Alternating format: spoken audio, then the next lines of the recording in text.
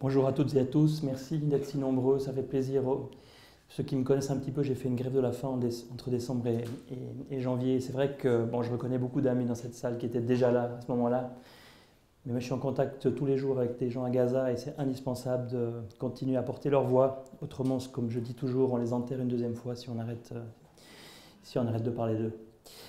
Alors, en fait, je viens d'enterrer une cousine qui était une militante décoloniale et anticapitaliste, féministe aussi. Et donc, je lui dédie ces paroles, c'était il y a quelques heures en Valais, je dédie ces paroles à ma cousine Charlie.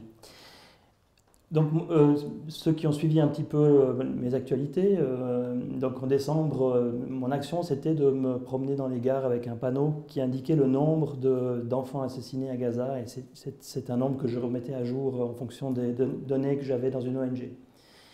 Et systématiquement en arrivant dans les gares, donc j'allais dans les gares, j'allais au Parlement, et j'essayais d'avoir l'attention des médias pour essayer de placer le mot de génocide dans la presse.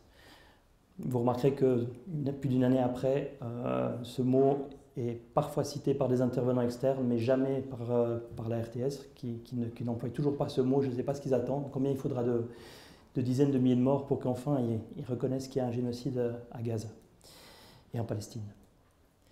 Donc en fait, je ne suis pas un manifestant, j'étais seul, je ne suis pas affilié à qui que ce soit. J'y allais de manière indépendante et systématiquement en arrivant à la gare, la sécurité privée me tombait dessus et m'ordonnait de quitter la gare. J'ai toujours avec moi la Constitution suisse, et dans cette Constitution, il y a des très beaux articles au début qui nous disent qu'on a, à l'article 16, une liberté d'opinion, une liberté d'information et une liberté d'être informé. Je ne parle pas de liberté de réunion puisque j'étais seul, ou de liberté de la presse, mais simplement ces droits fondamentaux qu'il faut absolument qu'on défende, qui sont en train d'être grignotés de toutes parts, et c'est indispensable, si on veut porter la voix des injustices dans le monde, que tout le monde défende cet article 16. C'est les premiers articles, ils sont un peu généraux, ils sont un peu enjoliveurs, mais c'est les plus beaux articles en fait de notre Constitution. C'est quelque chose d'important à protéger. Et donc, plusieurs fois, la sécurité privée est intervenue, la sécurité, comme je refusais de partir, la police était intervenue, et généralement on me disait que j'avais raison, que j'avais le droit de faire ce que je faisais, c'est-à-dire être présent en silence. Le 18 décembre, après avoir été devant le Parlement pour interpeller les parlementaires, à Berne, la sécurité privée est arrivée. Ils ont ordonné mon expulsion pour 48 heures de la gare de Berne. Je leur ai dit que c'est légal. Et je leur ai dit que je reprenais ma carte d'identité que je leur avais donnée. Ils ont le droit, la sécurité ferroviaire a le droit de contrôler votre identité, ce qu'on ne sait pas en fait. Et quand j'ai voulu reprendre ma carte, j'ai subi une première agression, donc poussé une deuxième fois. Et là, je me suis dit, il n'y a pas de raison qu'une sécurité privée me violente. Donc j'ai résisté au fait qu'ils voulaient me mettre à terre et me menotter. La police est intervenue en cellule. Comme j'étais en 7e jour de grève de la faim, j'ai dit que ça n'allait pas. J'ai fait un malaise, je suis tombé dans les vapes. Quand je me suis réveillé, je me suis retrouvé, je me suis senti, je ne voyais pas, j'avais un voile noir, mais je me suis senti traîner sur le sol avec un policier qui me frappait dans les jambes, puis après qui m'a retourné, qui me frappait sur le sternum en me disant « Heruf dein Theater, arrête ton théâtre, si tu continues, tu vas voir, ça fait mal ». Jusqu'au moment où j'ai pu dire que j'avais besoin d'une ambulance et que je voulais être conduit à l'hôpital. Et après un temps, ils ont accepté, j'ai été à l'hôpital, il y a eu un constat. À partir de là, on a demandé avec une avocate de protéger les preuves, on a demandé que les vidéos soient conservées, les vidéos de la gare et de la cellule dans laquelle j'étais interrogé. La police nous a écrit que toutes les vidéos étaient effacées. Mais comme j'ai porté plainte et que le procureur a essayé d'annuler la plainte en disant que j'étais violent, que j'avais tiré les cheveux, etc., tout d'un coup, les vidéos de la gare sont ressorties, comme par miracle, 3 mois après. Celle de la gare, mais pas celle de la cellule. Il n'y en a pas dans la cellule. Bref, je vous la fais courte. J'étais au tribunal où la police était interrogée vendredi dernier. On a obtenu les vidéos de surveillance. Et ce qu'on a constaté, c'est que le 18 décembre, il y avait d'abord Transicora, les agents privés, mais il y a 3 agents banalisés, agents secrets, entre guillemets, inidentifiables, qui étaient présents, qui sont intervenus. C'est eux qui m'ont mis au sol, c'est eux qui m'ont mis les menottes, Quand la police est arrivée, ils sont partis, ils ont disparu, on le voit très bien sur la vidéo, mais c'est eux qui m'ont menotté. Et la police leur demande avant de me prendre en charge ce qu'il faut faire. Et maintenant, mon combat, ça va être au niveau juridique de demander aux parlementaires qu'ils ouvrent une commission parlementaire pour savoir qui sont ces personnes qui interagissent. Et mon petit doute, c'est de déterminer si ce sont des Suisses ou pas.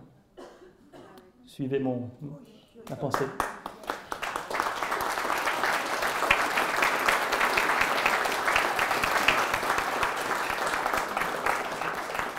Alors voilà, ça va être un long chemin, on va devoir épuiser toutes les procédures. Moi, je le fais pour les gens de Gaza, parce qu'il n'y a pas de raison, mais je le fais aussi pour le droit, pour nos droits fondamentaux. Et c'est vrai que c'est une procédure qui va être assez coûteuse, et si des gens ont envie de participer et de m'aider, on va ouvrir une cagnotte officielle avec vraiment un encadrement, et votre aide serait la bienvenue. Je ne peux pas faire ça tout seul.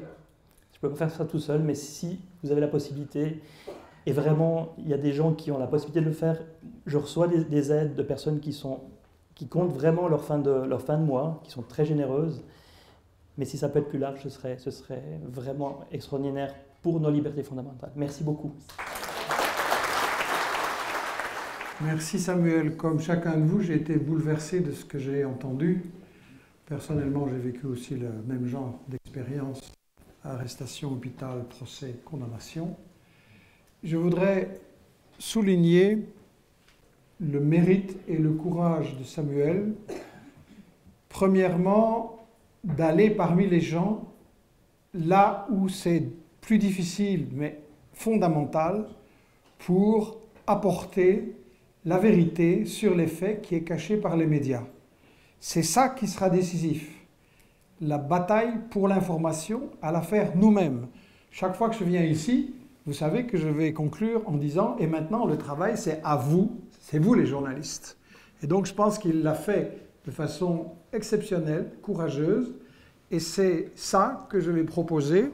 Je pense qu'il mérite évidemment, vous le pensez aussi, notre soutien. La bataille qu'il a engagée, elle est fondamentale, elle doit être soutenue de toutes les manières possibles, parce que le régime en face, ils essaient de nous faire peur. Ils ont essayé de faire un exemple pour nous faire peur. En réalité, eux ont peur parce qu'eux violent le droit international, eux se placent en marge de la loi, eux sont complices de génocide. Or, la Cour internationale de justice a clairement dit qu'il y a une menace très claire de génocide et que les États et les individus et les politiques peuvent être accusés de complicité de génocide, et j'espère qu'ils le seront, et ils doivent l'être. Et la peur doit changer de camp. C'est eux qui doivent maintenant avoir peur pour les crimes qu'ils ont commis et qu'ils essayent de cacher et d'empêcher qu'on en discute. Donc je crois que le cas de Samuel, on va évidemment diffuser cette vidéo. Je vais recommander qu'il raconte ses expériences. Ça m'intéresse beaucoup aussi comment ça se passait, les discussions avec les gens. Certains d'entre vous savent que j'ai lancé l'opération Gaza Vérité, où on se regroupe par des Zooms ensemble, les gens qui s'engagent à discuter avec des non-convaincus à leur travail, dans la rue, le quartier, les assos, les réseaux sociaux, etc. Mais dans les gares, dans les trains, oui, c'est génial. Et on échange nos expériences. C'est souvent difficile, tout le monde le sait, c'est pas facile de convaincre sur Israël, mais c'est ça qui est fondamental, c'est ça qui va changer le rapport de force. Donc, n'hésitez pas à rapporter des cas comme ça, à soutenir Samuel et à nous aider à le faire connaître internationalement. Il faut que ceux qui nous gouvernent aient peur d'être jugés pour leur violation de droits et le fait qu'ils violent leur propre constitution. Ils ont été mandatés pour protéger le peuple et ils l'agressent. Vraiment, ça c'est fondamental. Ce soir, on va avoir Saïd Bouamama, que beaucoup d'entre vous connaissent déjà puisqu'il a publié les manuels stratégiques de l'Afrique, le manuel sur l'immigration, la gauche et la guerre également. Et je lui avais demandé de faire donc justement un manuel stratégique de la Palestine et du Moyen-Orient pour répondre à la question qui est derrière Israël. Est-ce que Israël est un petit électron libre qui, certains disent même, c'est lui qui dirige le monde, c'est lui qui commande, et il faut, avec les documents, avec les preuves, avec des citations, des déclarations qui m'ont surpris moi-même, il faut montrer qui est vraiment à la manœuvre, parce que si c'est Israël, ben, on voit bien que Netanyahou, il n'y a rien qui l'arrête, donc c'est décourageant.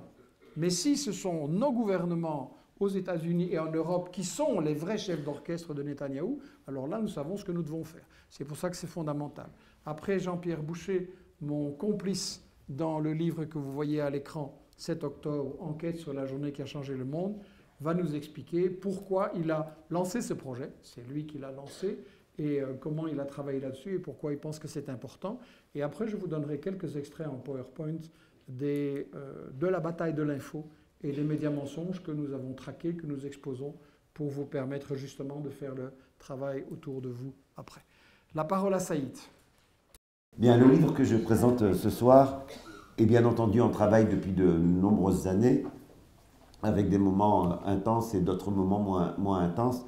Et ce qui se passe aujourd'hui en Palestine, ce génocide ignoble, m'a amené à accélérer les choses. Mais c'est un livre qui s'ancre d'abord dans les questions que j'entendais et ce que j'estimais être des erreurs dans les multiples débats que j'ai pu mener en France sur cette question. On entend toutes sortes de choses et j'étais convaincu que l'émotion ne suffisait pas si nous voulions véritablement peser dans le rapport de force qui peut demain libérer le peuple palestinien. Que la bataille des idées, la bataille de la compréhension est une des dimensions essentielles. Un grand auteur qui s'appelle Antonio Gramsci, sans doute celui qui a le plus contribué à nous aider à comprendre ce qu'était le fascisme, disait que les dominants ne resteraient pas dominants longtemps s'ils n'avaient que la force brutale à leur service. Ils avaient aussi une autre arme qui était aussi importante, qui était l'idéologie, celle qu'on diffuse dans les médias, c'est-à-dire produire un roman qui vient justifier, légitimer l'oppression. Et c'est pour cela que c'est essentiel dans nos productions, dans ce que fait Investigation, d'aller chercher les véritables causes de la situation. C'est pour ça que ça prend la forme d'un manuel. Je voulais produire, réunir les textes essentiels, mais également les faits essentiels, mais également les réinscrire dans l'histoire, de telle sorte que chacun soit armé pour saisir les véritables enjeux qui se jouent en Palestine et qui sont loin, loin de se limiter au peuple palestinien. En réalité, les Palestiniens meurent aujourd'hui pour nous. C'est-à-dire que le sort de l'humanité se joue en Palestine. L'avenir de l'humanité se joue en Palestine. Ce que va être le monde de demain se joue en Palestine. Allons-nous léguer à nos enfants un monde de guerre, un monde où quelques puissances dominent le reste de la planète, ou non? Eh bien, c'est en Palestine que les choses se jouent en grande partie. Et donc, je ne vais bien entendu pas, en 20 minutes, restituer l'ensemble du livre, et vous avez vu la taille du livre, donc je vais me contenter de 3 idées, parmi plusieurs dizaines que je développe à l'intérieur du livre, de 3 idées qui me semblent essentielles.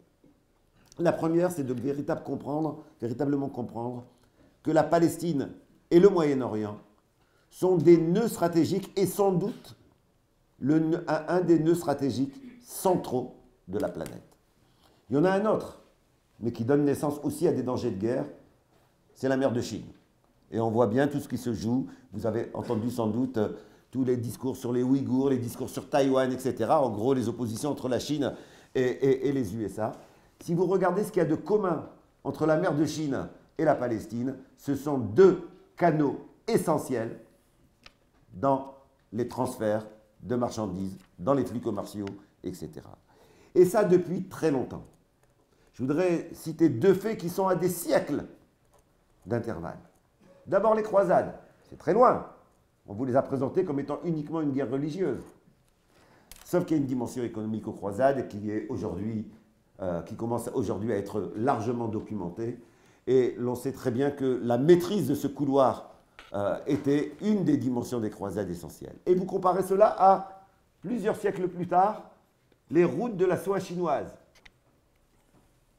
Vous avez entendu parler de ce grand projet d'infrastructure des Chinois en accord avec de très nombreux pays. Eh bien, le Moyen-Orient est l'endroit dans lequel les investissements et les infrastructures prévues sont les plus importantes.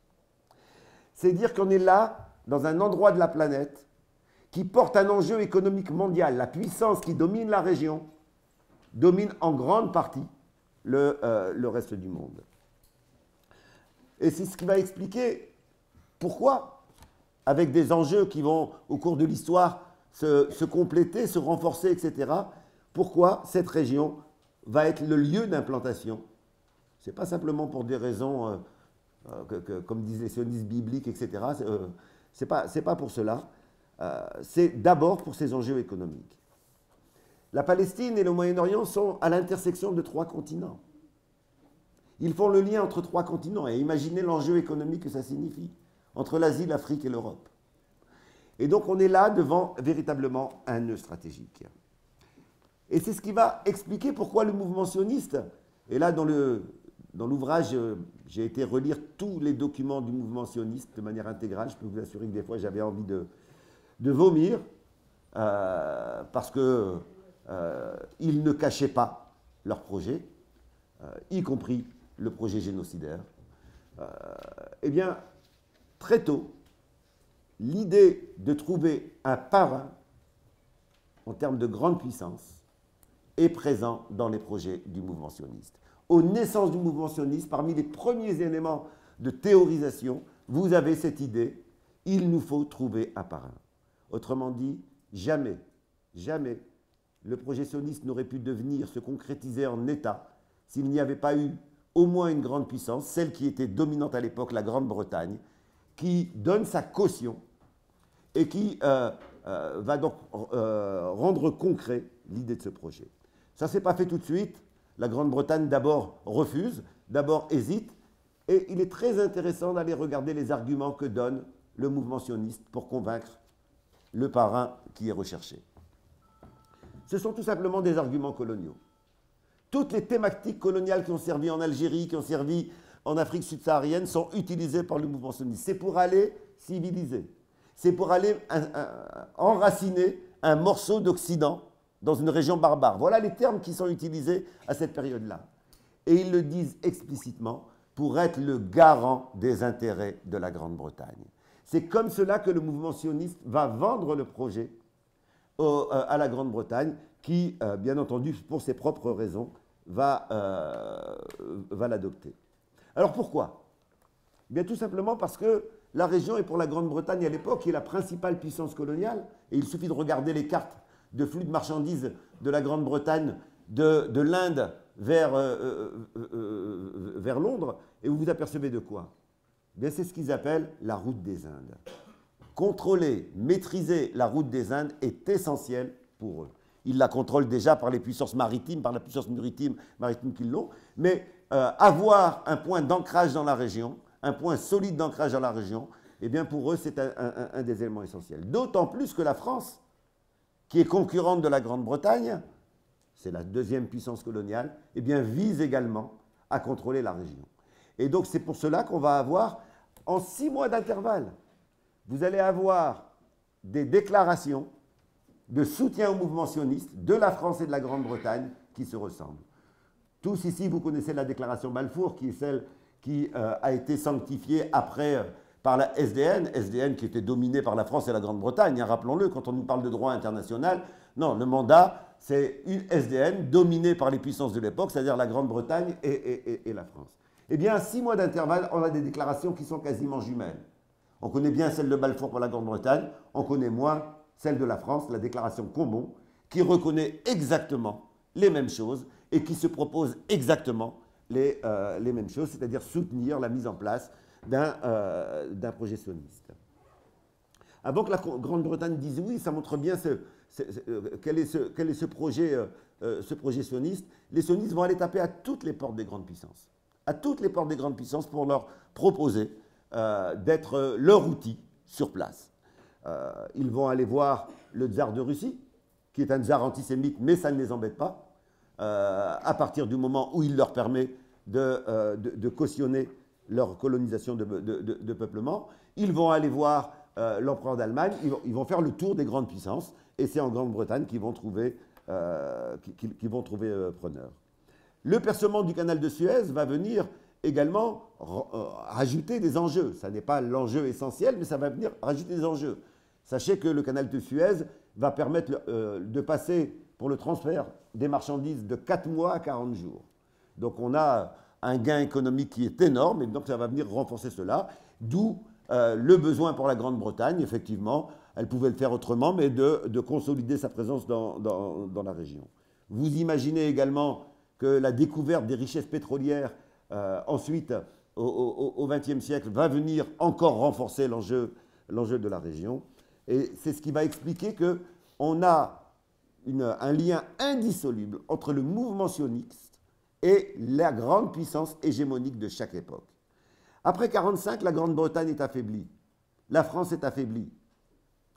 Pourquoi affaiblie? Ils ont gagné la guerre, mais la guerre s'est passée sur le terrain européen. Les États-Unis, eux, ils savent bien faire ça. Ils le refont en Ukraine aujourd'hui. Ils font la guerre, mais ailleurs. Ce qui fait que leur économie n'est pas détruite.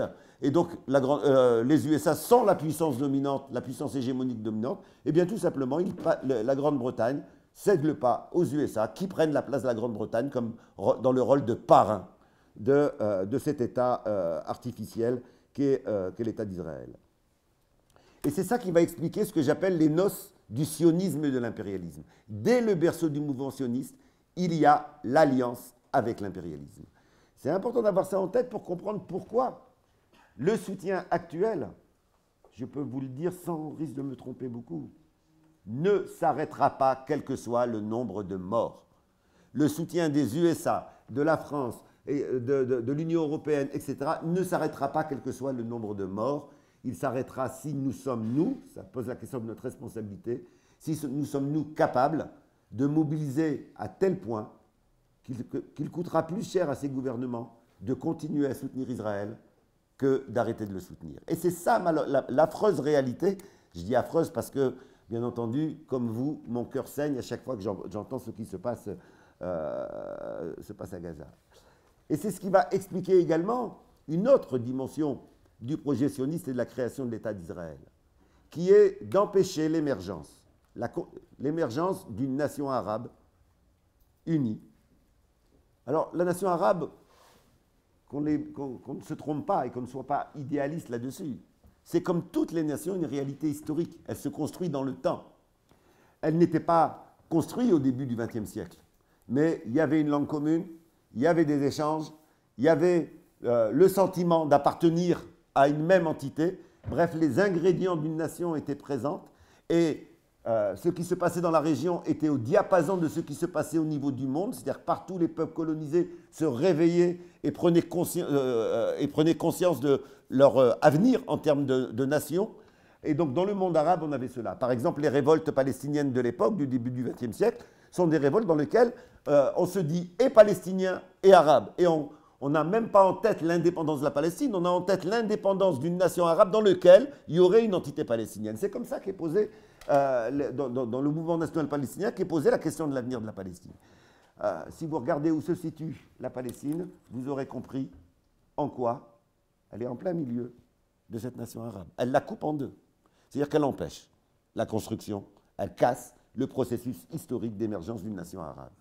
Pourquoi, pour la Grande-Bretagne, c'est essentiel d'éviter l'émergence d'une nation arabe unie qui occupe toute cette région, la Syrie, l'Irak, etc. Pourquoi?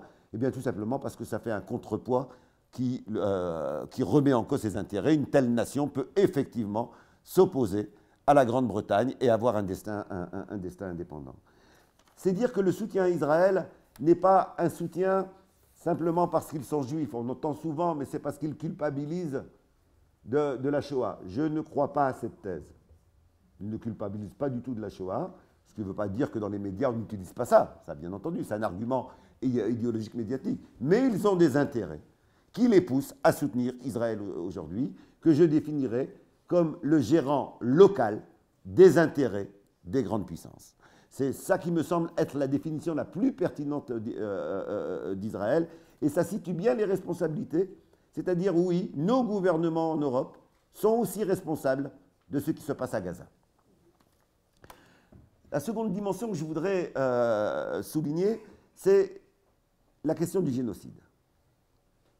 Pour bien saisir l'enjeu, enfin bien saisir pourquoi aujourd'hui c'est erroné d'attribuer le génocide à Netanyahou, il faut regarder la place du génocide dans le projet sioniste. C'est une des dimensions qui est vraiment essentielle. Et pour bien le comprendre, je voudrais rappeler que la colonisation prend des formes différentes. Je voudrais en citer 3 très rapidement. S'il y a des questions, tout à l'heure, on pourra y revenir. Il y a d'abord des colonisations qui étaient des colonisations d'exploitation. C'est-à-dire on vient pour piller les matières premières et pour faire travailler les indigènes comme des esclaves. Ça, c'est une première forme de colonisation. Il n'y a pas derrière l'idée d'évincer les indigènes. Il y a cette idée de les exploiter. Il y a un second type de colonisation qui vise l'exploitation également, mais qui ne se limite pas à ça. C'est la colonisation de peuplement, comme l'a connue l'Algérie. En Algérie, en 50 ans, 1/3 de la population a été tuée. La colonisation de peuplement, elle vise à transformer, à transformer la composition de la population en éliminant les indigènes et en les remplaçant par des colons. La colonisation sioniste, dès ses débuts, est une colonisation de peuplement. C'est même sa première. Eux-mêmes l'assument et le définissent comme ça. Mais ça n'est pas que ça. Il y a une troisième forme de colonisation qui me semble essentielle et qui est souvent oubliée, qui ont ce que j'ai proposé d'appeler des colonisations collectives.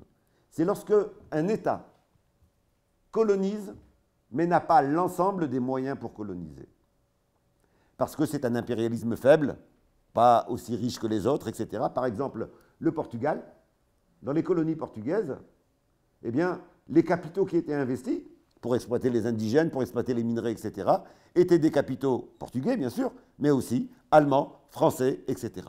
Le Portugal a colonisé pour l'ensemble des puissances. Eh bien, en Palestine, on a ça aussi. Le projet sioniste, c'est aussi une colonisation collective. Ils sont au service. Quand vous regardez l'état des capitaux en Israël, eh bien, vous vous apercevez que vous avez des capitaux de l'ensemble des grandes puissances. Ces colonisations-là sont les colonisations les plus dures à vaincre, parce qu'ils sont soutenus par l'ensemble des puissances impérialistes. Et c'est ce qui explique que les colonies portugaises ont obtenu leur indépendance bien plus tard, quasiment 10 ans après les autres pays africains. L'apartheid ressemble à cela également. Donc on voit bien qu'on a là un type de colonisation particulier. Avec pour le sionisme quelque chose d'encore plus particulier, qui est que ça n'est pas un État qui vient coloniser, c'est la création artificielle d'un État. Et ça va expliquer la spécificité de la colonisation sioniste. Eh bien, à partir du moment où c'est une colonisation de peuplement, vous avez une tendance génocidaire. Par définition, une colonisation de peuplement, c'est tendanciellement génocidaire. Qu'est-ce qui fait que la tendance a réussi et va jusqu'au bout?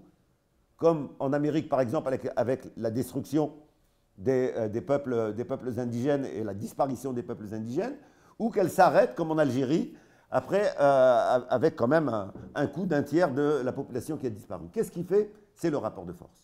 C'est le rapport de force interne, c'est-à-dire l'état de la résistance, mais aussi rapport de force mondial. Ce peuple qui résiste, est-il tout seul ou a-t-il des alliés? Y a-t-il un mouvement qui le soutient? C'est ça qui va déterminer que le génocide va jusqu'au bout ou au contraire, ça s'arrête à mi-chemin. Et cette dimension-là est essentielle à avoir en tête parce qu'elle nous montre aussi notre responsabilité. Nous allons jouer par nos mobilisations sur ce rapport de force. Et donc, il ne suffit pas de pleurer les morts de Palestine. Il ne suffit pas de faire un don de temps en temps. Ça pose la question de notre responsabilité. Si on a ça en tête, eh bien, on est obligé de définir le génocide d'aujourd'hui, non pas comme la folie de Netanyahou. Peut-être que les caractéristiques de Netanyahou font que ça s'accélère, mais en réalité, c'est le projet sioniste lui-même qui porte la dimension génocidaire. Ceux qui nous demandent un gouvernement sioniste démocratique n'ont rien compris au projet sioniste. Il suffit d'aller lire, et vous verrez dans l'ouvrage des comptes rendus des différents congrès du mouvement sioniste dans lesquels certains abordent ouvertement l'idée de génocide. D'autres parlent de transfert massif de population, comme ils ont fait en 1948. Et il suffit de regarder ce qui s'est passé en 1948 et la Nakba pour s'apercevoir qu'il y a bien au sein du mouvement sioniste le projet soit de génocider, soit de transférer massivement la population palestinienne. Donc, ça n'est pas Netanyahou, c'est l'État sioniste en tant que tel et le projet sioniste en tant que tel qui porte le génocide. J'ai encore 5 minutes? J'ai encore 5 minutes? Non, deux. Deux. Bien, on me dit qu'il me reste 2 minutes, donc un petit mot sur un autre aspect qui est beaucoup développé, sur la résistance. La résistance du peuple palestinien est une résistance qui connaît des figures différentes en fonction des périodes historiques, qui elles-mêmes sont en lien avec l'état du rapport de force. Et ça a été le cas de toutes les luttes de décolonisation.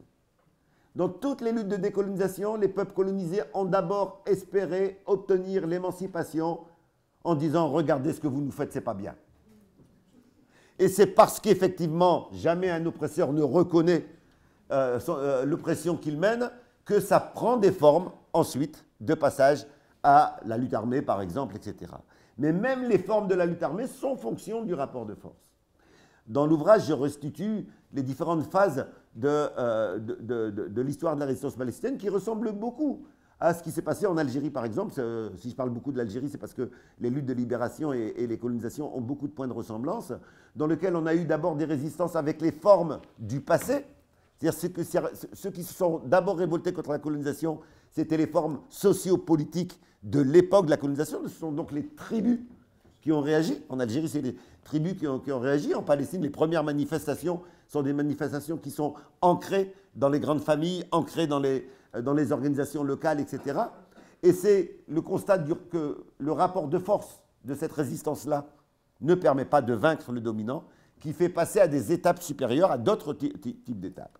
Ensuite, on va avoir des révoltes nationales, et en particulier la grande révolte de 1936, qui est une révolte qui est essentielle pour comprendre l'histoire de la résistance palestinienne, dans laquelle on a eu l'articulation de toutes les formes de lutte, et ça ressemble beaucoup à ce qui va se passer à l'époque de l'intifada, où on a des grèves ouvrières, des manifestations, de la lutte armée, tout ça est articulé. C'est donc l'impossibilité d'obtenir pacifiquement la reconnaissance de leurs droits qui mène les Palestiniens à la résistance armée. Mais l'État sioniste a très bien compris que cette résistance, si elle s'ancre dans la population, eh bien, elle va durer et elle peut changer le rapport de force. On va donc avoir un projet qui est d'exclure toutes les possibilités de résistance du peuple palestinien. On va négocier avec le roi de Jordanie ce qui va donner Septembre Noir, c'est-à-dire un massacre de Palestiniens par le roi de Jordanie, et surtout l'exclusion des résistants palestiniens de Jordanie. Et donc voilà un front pour Israël qui est sécurisé. On va faire la même chose au Liban, avec toute une série d'interventions et avec une alliance avec les fascistes libanais pour exclure la résistance du Liban. Et on a un autre front qui est fait. Et on va faire pression par l'intermédiaire, par l'aide des grandes puissances, sur les différents pays arabes pour mettre en place les fameux accords de normalisation. La résistance palestinienne est à ce moment-là quasi en disparition. Bien sûr, les résistants tiennent, mais ils n'ont plus les moyens d'agir. Et là, on va avoir un phénomène, et j'en arrête là, on va avoir un phénomène qui va être un phénomène quasi magique, qui montre les ressources qu'a un peuple lorsqu'il se bat pour une cause juste. Eh bien, on va avoir une réaction spontanée de tout le peuple palestinien qui va être l'intifada. L'intifada, c'est les femmes, les adolescents, les jeunes, les vieux, qui prennent le relais d'une résistance qui, momentanément, ne peut plus agir. Et c'est en prenant en compte cela qu'il faut analyser le 7 octobre et évaluer le 7 octobre. Quelle était la situation avant le 7 octobre? La situation avant le 7 octobre, c'est des accords de normalisation, c'est l'imposition de la logique d'Oslo et de 2 États que beaucoup de Palestiniens, y compris ceux qui l'ont accepté compte tenu de l'état du rapport de force et de l'isolement. Et c'est la disparition de la question palestinienne de l'agenda de toutes les instances mondiales. Quelle est la situation après le 7 octobre? Les accords de normalisation sont gelés, même si les chefs d'État qui voulaient les signer, je n'ai pas plus confiance avant qu'après, mais n'empêche que les accords de normalisation sont gelés. la question palestinienne est surtout revenue au premier plan de l'agenda mondial et en particulier de l'agenda des peuples. On n'a jamais eu autant de manifestations dans le monde entier sur la question palestinienne. À ce titre, quelle que soit l'analyse que l'on fait des faits du 7 octobre, et on verra qu'il y a beaucoup de fake news sur le 7 octobre, quelle que soit l'analyse qu'on fait, le 7 octobre, ça a fait du bien à la résistance palestinienne, malgré notre cœur qui saigne pour le peuple palestinien. Je terminerai juste en disant quelle conclusion tirer de tout cela, si je n'ai pas dit que des bêtises. Si effectivement on ne peut pas comprendre le soutien à Israël sans prendre en compte l'enjeu pour le contrôle du monde, du contrôle de la région, eh bien la seule manière d'aider le peuple palestinien, c'est de développer non pas des manifestations qu'on le s'enseigne uniquement, mais un mouvement durable, un mouvement pérenne, un mouvement massif qui s'adresse à ceux qui permettent à Israël d'exister, c'est-à-dire aux grandes puissances. Merci.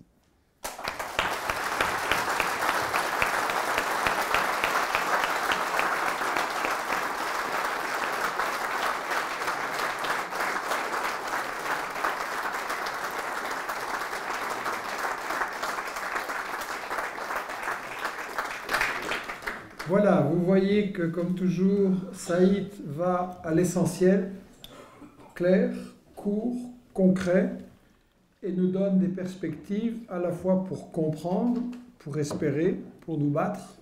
Alors vous avez peut-être eu peur quand il a dit, vous avez vu la taille du livre, vous avez peut-être eu peur que ça allait être lourd à lire, mais comme vous savez, Investigation, surtout quand on prépare des livres de Saïd, on met beaucoup d'images, pas pour faire joli, enfin, les livres sont beaux, on essaye vraiment de soigner que ce soit des beaux objets, mais des images qui vous donnent les documents, qui vous donnent les images qui permettent, un, de comprendre et deux, de montrer autour de soi. C'est très très important, je pense, et je suis vraiment très content d'avoir l'occasion en tant qu'éditeur de donner aux citoyens les moyens de mener ce que j'appelle la bataille de l'info et de convaincre autour de soi et de vaincre le colonialisme d'abord dans le débat.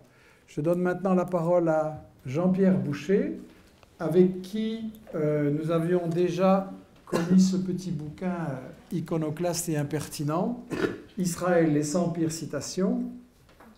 Jean-Pierre, scientifique de formation et à la retraite, mais comme il dit, chercheur un jour, chercheur toujours, il nous a appliqué sa méthode très scientifique à la recherche des faits, tout vérifier, tout examiner, chercher les causes, envisager les hypothèses, envisager le doute, être prudent aussi dans les conclusions. Et donc, c'est de lui qu'est venue l'idée, 7 octobre, une enquête sur les faits donc, de cette journée-là. Et la question est qu'est-ce qui s'est vraiment passé cette journée-là et pourquoi c'était important et pourquoi, avec Jean-Pierre, avec aussi le collectif Test Média, Pauline, José, Daniel, Leïla, toute une série de gens qui nous ont aidés. Il y a bien 20-25 personnes qui nous ont aidés sur ce chapitre dans les recherches, dans les vérifications, dans les préparations, dans la présentation aussi, pour que là aussi, elle soit facile, agréable si j'ose dire, et vraiment utilisable. Et donc, avec un très très grand remerciement à toutes ces personnes et à Jean-Pierre, je lui donne la parole pour expliquer pourquoi il trouvait que c'était ça la chose à faire après le 7 octobre.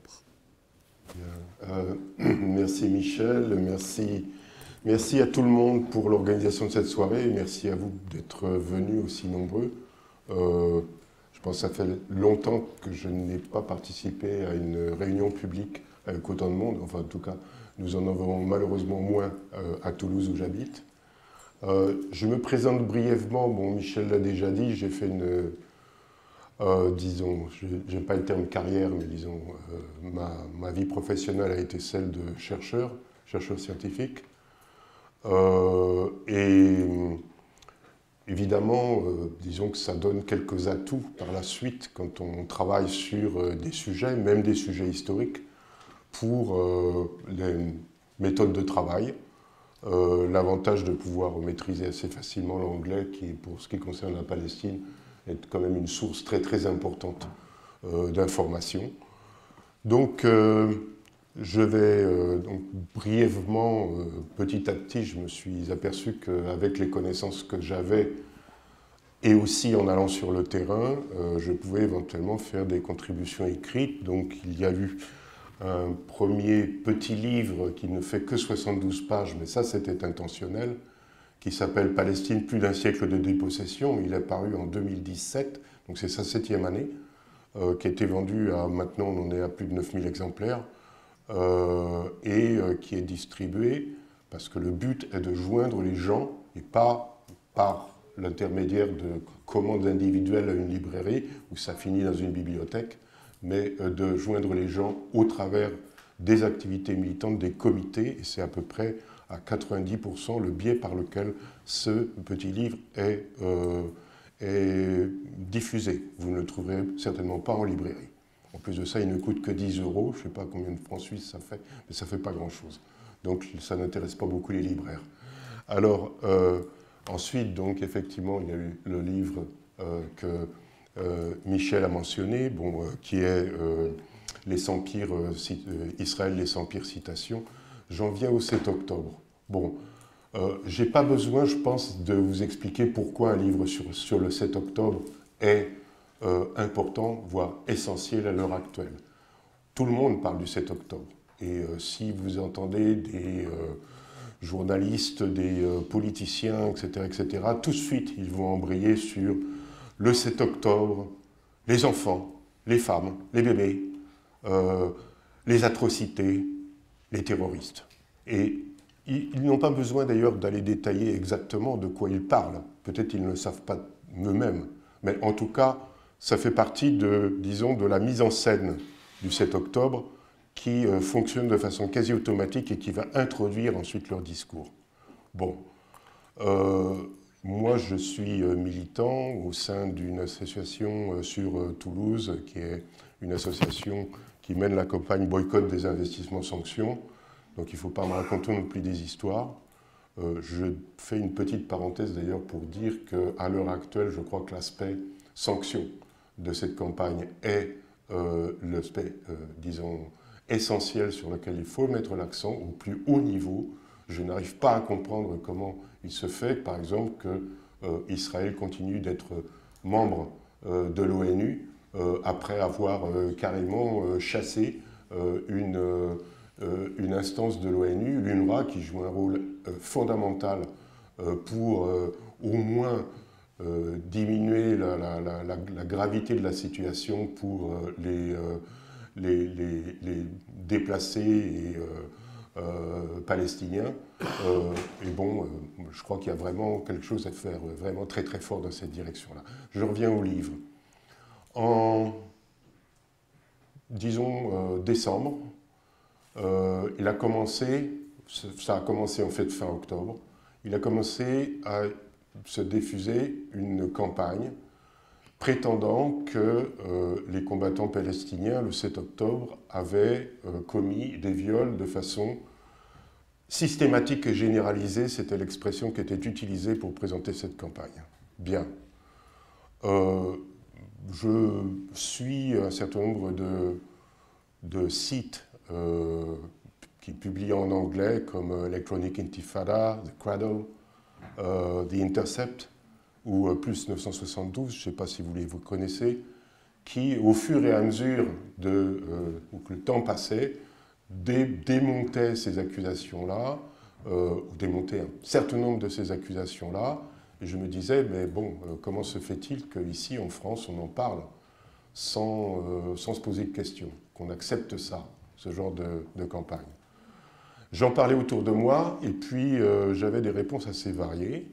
J'avais une amie que je salue ce soir, elle est handicapée, mais elle se déplace systématiquement sur son fauteuil roulant, avec ce t-shirt-là derrière et un drapeau palestinien, partout, dans la rue, dans le métro, qui m'a dit « Jean-Pierre, tu penses bien que ce jour-là, ils avaient autre chose à faire ?» Bon, donc elle, c'était vraiment la réponse du bon sens, puisque c'était sur un jour. C'était la réponse du bon sens. Malheureusement, il n'y avait pas que des réponses du bon sens parmi les militantes. L'une d'entre elles a simplement argumenté sur un forum. Quand même, on ne peut pas croire plus Electronic Intifada que le New York Times, qui avait publié un article totalement mensonger, fin décembre, donc je crois que c'était plutôt début décembre, 3 décembre, sur la question des viols. Une troisième, ça a été encore pire, parce que c'est quelqu'un avec qui je milite presque, disons, tous les jours, toutes les semaines. Je dois avoir une dizaine de messages sur mon répondeur venant d'elle, qui m'a dit simplement, mais Jean-Pierre, les femmes ne mentent jamais. Autrement dit, le MeToo, c'est quelque chose qui doit être absolument accepté. C'est une histoire de MeToo, elle doit être acceptée sans discussion. Bon. Donc j'étais très embêté. Je me suis dit, bon, très bien, il va falloir que je creuse le sujet pour avoir de l'argumentation là-dessus. Donc j'ai commencé à le faire en prenant tous les témoignages, ou soi-disant témoignages, les uns après les autres. Une fois que j'ai eu ce matériel-là, je me suis dit, cette campagne, la conclusion, c'est que cette campagne, elle repose sur rien. Bon. Mais quoi faire de cette connaissance? Et c'est là que j'ai commencé à penser qu'effectivement, peut-être l'idée pouvait être chercher un éditeur en France, vous n'en trouverez pas. Non, il faut dire les choses telles qu'elles sont. Bon, si vous avez des idées, moi je suis prêt à le prendre, mais il n'y en a pas. Et c'est donc là que je me suis tourné vers Michel en lui disant, mais bon, ça peut être inclus dans quelque chose qui analysera effectivement ce qui s'est passé le 7 octobre. Je pense que la réponse est devenue une demi-heure après. Allons-y.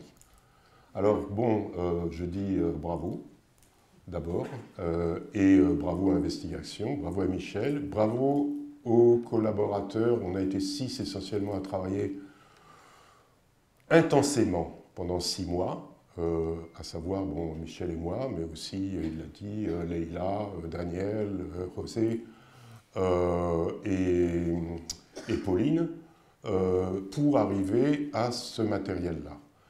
Il a des insuffisances. Une insuffisance évidente, mais malheureusement on n'y peut rien, c'est qu'on a travaillé, on n'a pas d'enquêteurs là-bas, hein, on n'a pas de journalistes cachés, donc on a travaillé avec les sources que l'on pouvait avoir, qui sont toutes des sources israéliennes.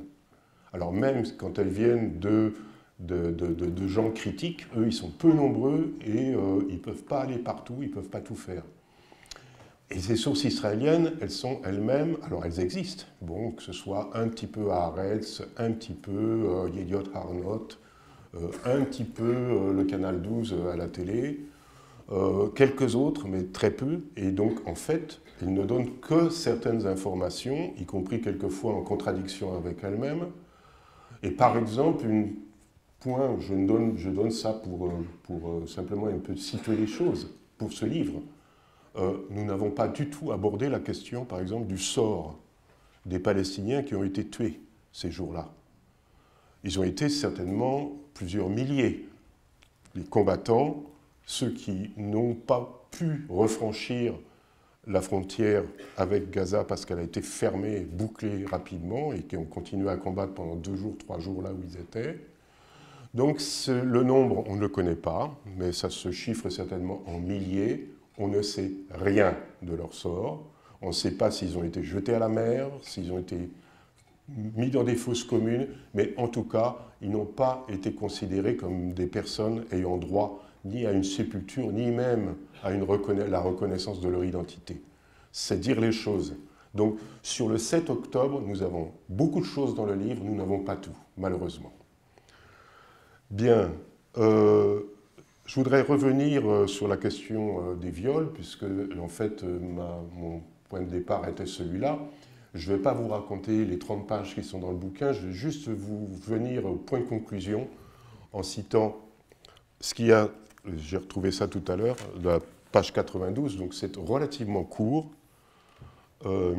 sur les 18 ou quelque chose, 18 principaux témoins directs ou indirects, 6 ont rapporté des faits connus pour être faux ou ont menti par ailleurs.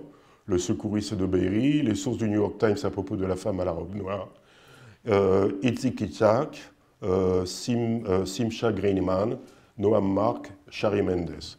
2 n'ont rien vu, ou simplement ils ont vu par éclipse Yoa Carol, Gab Liberson. Les 2 seuls qui nomment des personnes se trouvant avec elles, voient leurs déclarations non confirmées ou invraisemblables. Ras Cohen et Sapir. Sapir étant pas le nom réel.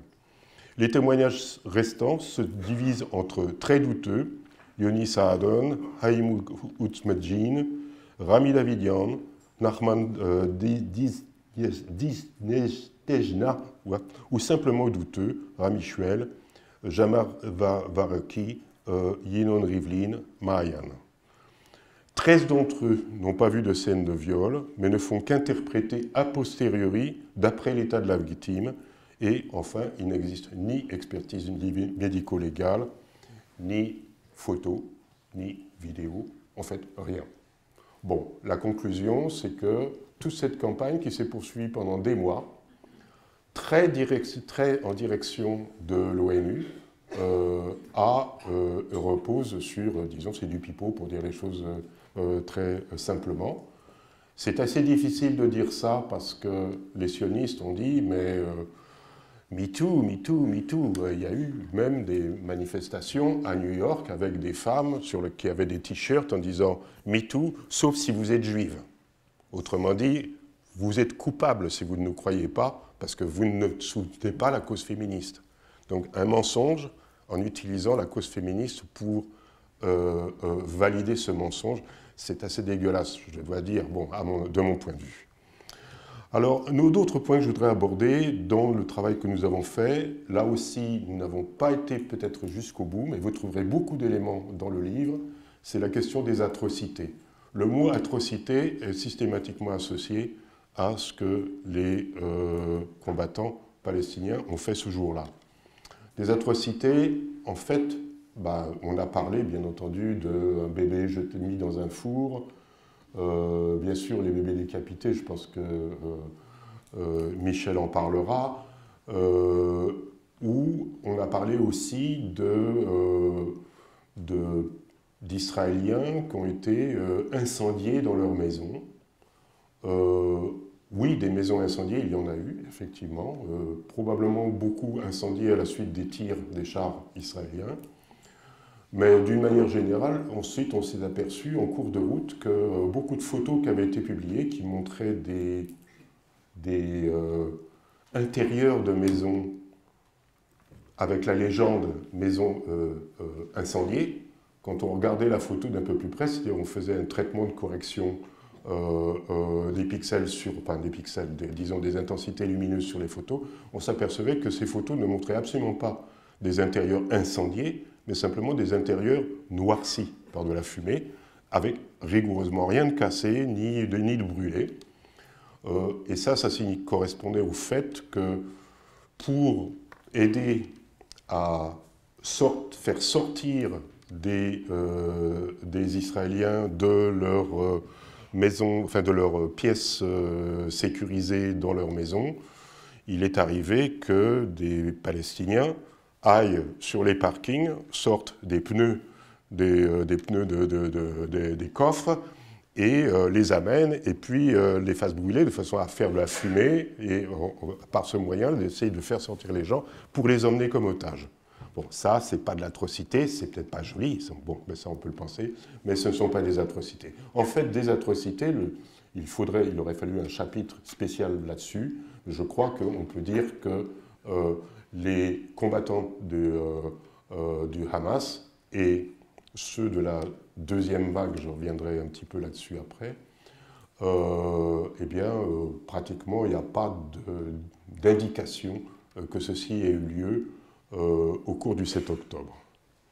Alors je voudrais venir et peut-être terminer avant de passer la parole, rendre la parole à Michel, sur un point qui est peut-être délicat, pour certains ou certaines d'entre vous, c'est la question des civils israéliens. Parce que nous avons eu des discussions et nous avons eu aussi des évaluations à faire par rapport à cela. Alors, premièrement, il y a peut-être parmi vous dans la salle et peut-être au dehors de la salle beaucoup de gens qui pensent que les civils israéliens, ça n'existe pas.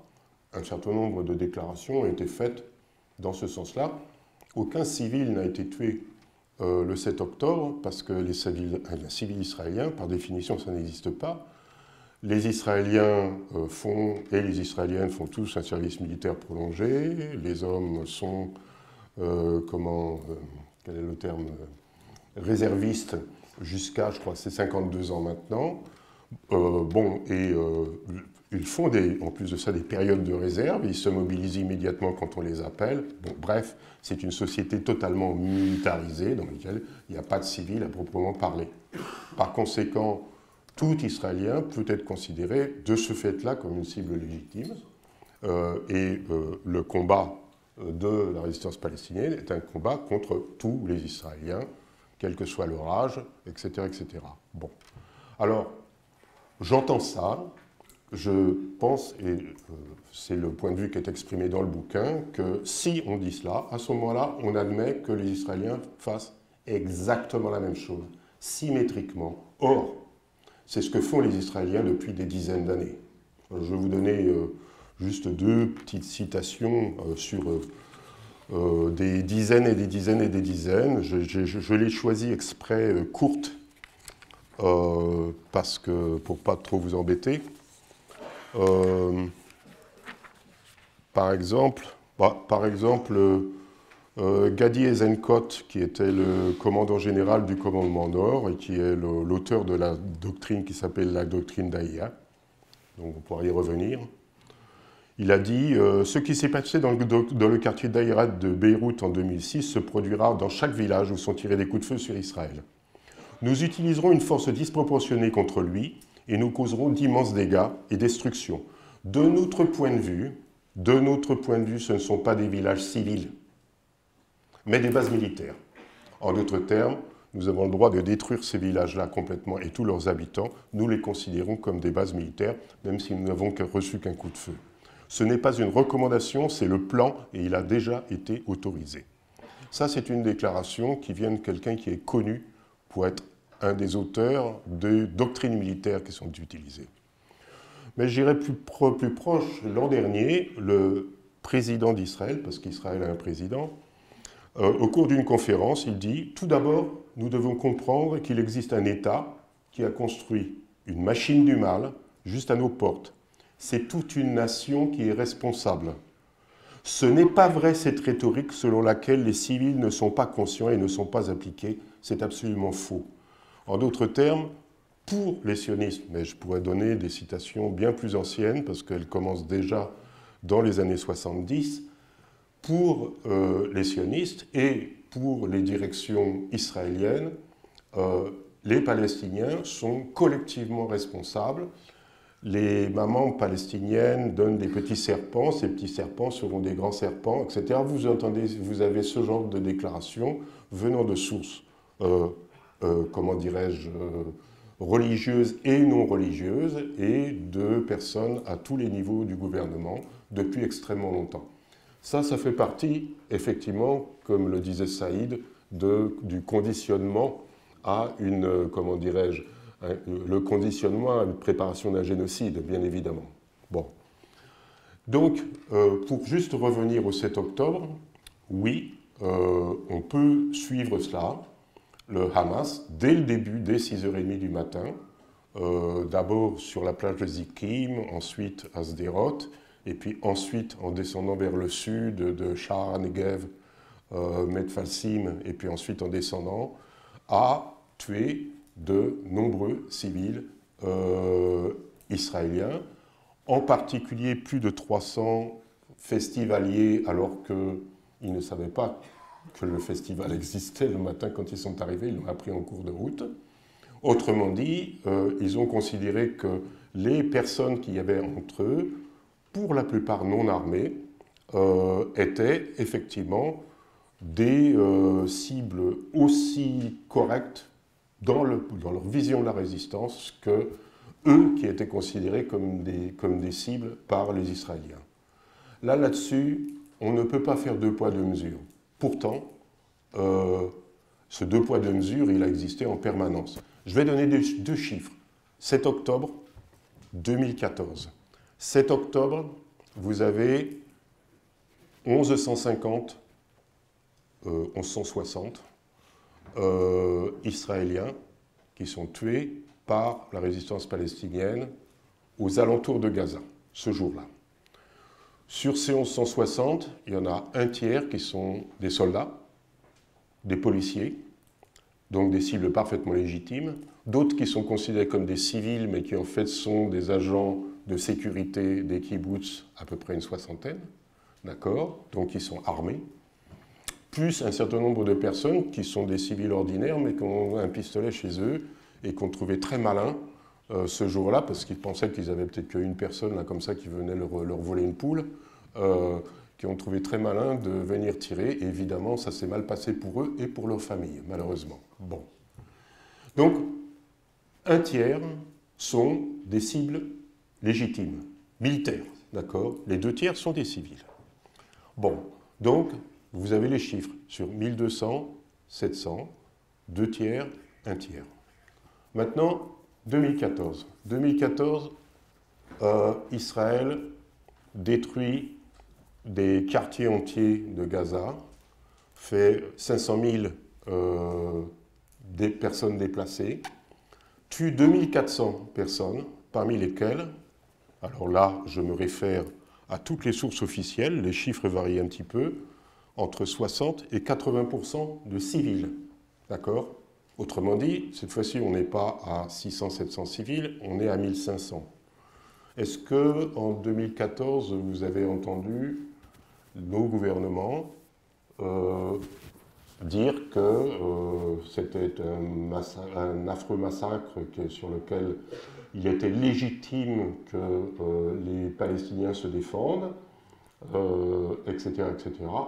Pas du tout.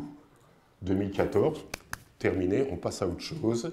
Les Israéliens renforcent leur blocus de Gaza, comme ils l'avaient déjà fait précédemment, et c'est terminé. Bon, donc je veux juste m'arrêter là. Maintenant, il y aura certainement des questions, je pense qu'on pourra y répondre. C'est juste pour indiquer qu'effectivement, la question des civils dans ces guerres, dans la guerre telle qu'elle se présente entre un État hyperarmé et une résistance ayant des moyens quand même beaucoup plus limités, elle doit être posée de façon morale des 2 côtés. Voilà, merci.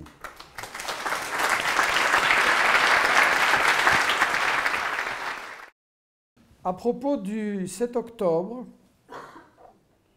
on a ce genre de personnage qui nous fait une allocution solennelle. Le Hamas a exécuté un plan qui, par son ampleur, sa barbarie, son bilan humain, n'a pas de précédent. Bref, tout a commencé le 7 octobre. Non, Monsieur le Président. Et la preuve, elle était déjà avant, dans le petit livre dont je vous ai parlé, Israël et sans pire citation, où vous avez, comme l'a dit Jean-Pierre, toute une série de citations des fondateurs, des précurseurs d'Israël, de David Ben Gurion particulièrement, le premier ministre d'Israël, qui a annoncé qu'il fallait nettoyer la terre, mais par étapes, de façon subtile, sans trop se montrer. Et lorsqu'ils ont pratiqué la Nakba, ils visitent une ville, je crois que c'est Nazareth, et ils demandent à ses généraux pourquoi il reste tant d'Arabes ici, pourquoi ne les avez-vous pas expulsés? Tout ça, ce sont des citations qui viennent d'eux-mêmes, qui sont sourcées. S'il y avait 1% de doute, on l'a écarté. Et donc, Monsieur le Président Macron, vous devriez nous expliquer si Israël a le droit de se défendre contre une agression. Comment vous expliquez cette carte là, bien connue, qui montre ce que la Palestine en blanc était avant 1947. En 1947, elle ne reçoit que 48%. On va dire c'est l'ONU. Oui, bon. À l'ONU, à ce moment-là, il n'y a que les colonialistes et 2-3 exceptions. Et donc, les colonialistes décident de donner à des émigrants juifs une terre qui ne leur appartient pas, sans consulter ceux qui l'habitent, et en fait dans le but de continuer le colonialisme, avec un agent sur place. Et donc, ça évolue 1967. Et en 2010, vous avez la Palestine dans cet état. Et maintenant, c'est encore pire. Donc, Monsieur le Président, qui se défend, qui agresse? Vous avez une professeure à la maison. Il faudrait peut-être réétudier l'histoire et la géographie.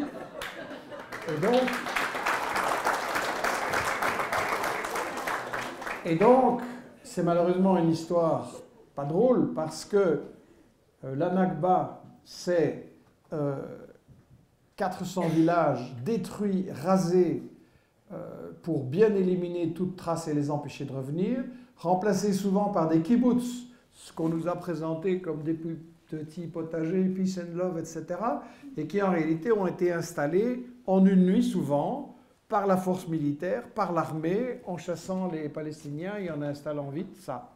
D'autres, dans le livre, nous retraçons la longue série de massacres qui constituent l'histoire d'Israël. Vous avez l'image de Sabra et Shatila, 3000 morts. Bordure protectrice 2014, Jean-Pierre en a parlé. Et la dernière année avant le 7 octobre, ça ne faisait que continuer et s'aggraver. Un pogrom à Ouara, ce n'est pas moi qui emploie le mot pogrom, c'est le chef de l'armée israélienne en Cisjordanie, où les colons brûlent, tuent et terrorisent. Et en fait, l'objectif et ça ne se trouve évidemment pas dans nos médias, qui nous présentent, comme Jean-Pierre vous l'a dit, le 7 octobre, c'est très simple, c'est des bébés décapités, des femmes violées et des combattants palestiniens qui essayent de massacrer un maximum de gens. Ça, c'est le récit médiatique. Et ce récit-là, il est important à démonter parce qu'il est encore toujours dans la tête et dans l'inconscient des gens que Samuel rencontre à la gare, avec qui nous discutons, et c'est difficile, et il a été mis dans la tête par des médias qui ont recopié purement et simplement la version d'Israël. C'est quand même gonflé parce que Netanyahou, tout le monde à l'Ouest sait que c'est un menteur pathologique. Chirac l'a dit, Sarkozy l'a dit, Obama l'a dit, tout le monde le sait, il ment tout le temps. Et n'empêche, sur le 7 octobre, non, il dit la vérité, on le recopie, on ne pose pas de questions, on ne fait pas d'enquête. En réalité, le 7 octobre, c'est d'abord une opération militaire occultée. Et les médias, quand ils ont montré des cartes en disant « Regardez, les Palestiniens, enfin les terroristes qui attaquent », les médias cachent que le 7 octobre, c'est une opération militaire qui, d'après les mots des experts, stratèges militaires et de renseignement israéliens, est une opération brillante et réussie. Là, on le dit, et chez nous, on ne peut pas. Ils ont des cartes à Libé, à Washington Post, qui vous montrent les points d'agression, les points de massacre, et ce qu'on vous cache, ce sont les bases militaires. Et on vous cache le fait que, comme l'a dit Jean-Pierre, le festival, il est pile à côté de la principale base militaire qui encercle, espionne et massacre Gaza depuis longtemps. Et les combattants ne le savent pas, mais c'est quand même ahurissant d'installer un festival là, à la porte de Gaza, sous le nez des gens qu'on a expulsés de cette terre par la violence. C'est aussi ahurissant que l'opération du Hamas et des autres milices jointes, mais c'était le Hamas qui était à l'initiative, il y a eu des entraînements et des répétitions qui ont été filmés par les Israéliens, donc ils savaient très bien comment on allait faire. Et ils ont été quand même surpris, ou pas tout à fait, c'est un point qui est discuté dans le bouquin aussi, mais en tout cas, les médias, quand ils vous montrent des cartes, ils cachent les bases militaires. Il y a des sauvages, là, des monstres qui vont pour tuer des civils. Mais non, ils vont pour faire une opération contre leurs occupants, leurs agresseurs, et d'après l'ONU, d'après le droit international, d'après tous les juristes sérieux, un agresseur, un occupant est une cible militaire légitime, point. Et l'opération a été brillamment réussie au point qu'ils ont fait beaucoup de victimes, beaucoup d'otages, et qu'ils ont détruit le système de surveillance, d'espionnage et de communication de l'armée sioniste, au point qu'elle était complètement désemparée dans le chaos et ne savait pas exactement ce qui se passait. Et au point que des pilotes d'hélicoptères, des pilotes d'avions, s'échangeaient des messages sur WhatsApp sur quoi il faut tirer, ça, non, pas ça, etc. Et donc, l'armée a été complètement désemparée, chaotique. Ça explique des choses qui se sont passées. Vous voyez toute une série d'images là-dessus. Et donc, ça, c'est soigneusement caché par Monsieur le Président, qui nous fait un discours, les larmes dans la voix, bien répété, des centaines de nourrissons, d'enfants, des centaines de nourrissons, d'enfants, de femmes, d'hommes ont été pourchassés, enlevés, assassinés, pris en otage. Je ne sais pas comment ils ont pu être assassinés puis pris en otage, mais bon. Jean-Pierre a analysé tout ça. Il y a statistiquement, en fait, pas de nourrissons et de bébés qui sont morts là-dedans, par un ou deux par exception. C'est totalement inventé. Il peut le savoir, le président, il a des services de renseignement bien plus informés que la petite équipe d'investigation. N'empêche qu'il relaye la propagande médiatique qui est, c'est les nouvelles couveuses volées, c'est le nouveau Timișoara. Et donc, vous avez 40 bébés assassinés, 40 bébés décapités. Ils n'ont pas été tués n'importe comment. Ils n'ont pas été, voilà, je passe les détails, ils ont été décapités. Ça vous fait penser à rien, ça? Décapités, c'est pour assimiler le Hamas et les autres résistants palestiniens à Daesh. Un thème que Netanyahou avait déjà développé en 2014, un thème qui remontait à Sharon en 2001. Il a, très malin, sauté sur le 11 septembre et le choc aux États-Unis et il a dit voilà, vous avez vos terroristes, ben nous, les Palestiniens, c'est nos terroristes, c'est les mêmes. Netanyahou ment, il cache le fait que Daesh a été actif à Gaza, mais que le Hamas s'est tourné contre lui et qu'il y en a 26 de Daesh qui ont été éliminés. Ça, on cache évidemment. Maintenant, sur la question des bébés décapités, nous avons fait une enquête attentive. Avant même l'enquête, les médias, s'il y avait eu un gramme de déontologie dans leur papier, auraient pu poser la même question que nous. On nous dit 40 bébés décapités, pas 39, pas 41, 40 comme dans la Bible, mais surtout ce chiffre, 40 bébés décapités dans le kibbutz de Kfar Assa. C'est combien d'habitants dans ce kibbutz? 700. Ça veut dire que sur ça, dans 700 habitants, vous avez bien sûr des hommes, des jeunes, des vieux, et au miracle, vous avez 40 femmes qui ont accouché d'un bébé dans l'année et qui les 40 bébés sont décapités. Donc, est-ce qu'il y a au Monde, à Libération, à TF1, à BFM TV, à France 2, etc., un seul journaliste qui s'est posé la question, mais est-ce que 40, c'est possible? Et non. De deux choses l'une, ou bien ils sont pas compétents, et donc à quoi ils servent, ou bien ils se sont dit la même chose que moi et ils l'ont caché. Et donc, dans les deux cas, ils sont dangereux. Et donc, l'histoire des bébés décapités, nous avons mené une enquête et nous avons posé les questions qu'ils auraient dû poser dès le premier jour. Quelle est la source? Ah, la source, c'est I24 News. C'est un média israélien de Patrick Drahi, une des plus grosses fortunes d'Israël, travaille à fond avec Netanyahou, il est coutumier de fake news, c'est aussi le propriétaire à ce moment-là de BFM TV et de toute une série de médias en France, qu'il a revendu en partie maintenant parce qu'il était trop endetté. Mais donc c'est une source dangereuse. Est-ce que les autres journalistes qui sont présents sur ce kibbutz, qui a été assez spectaculaire, est-ce que les autres journalistes y confirment sur place ce récit? Non, aucun. Quelle est la source?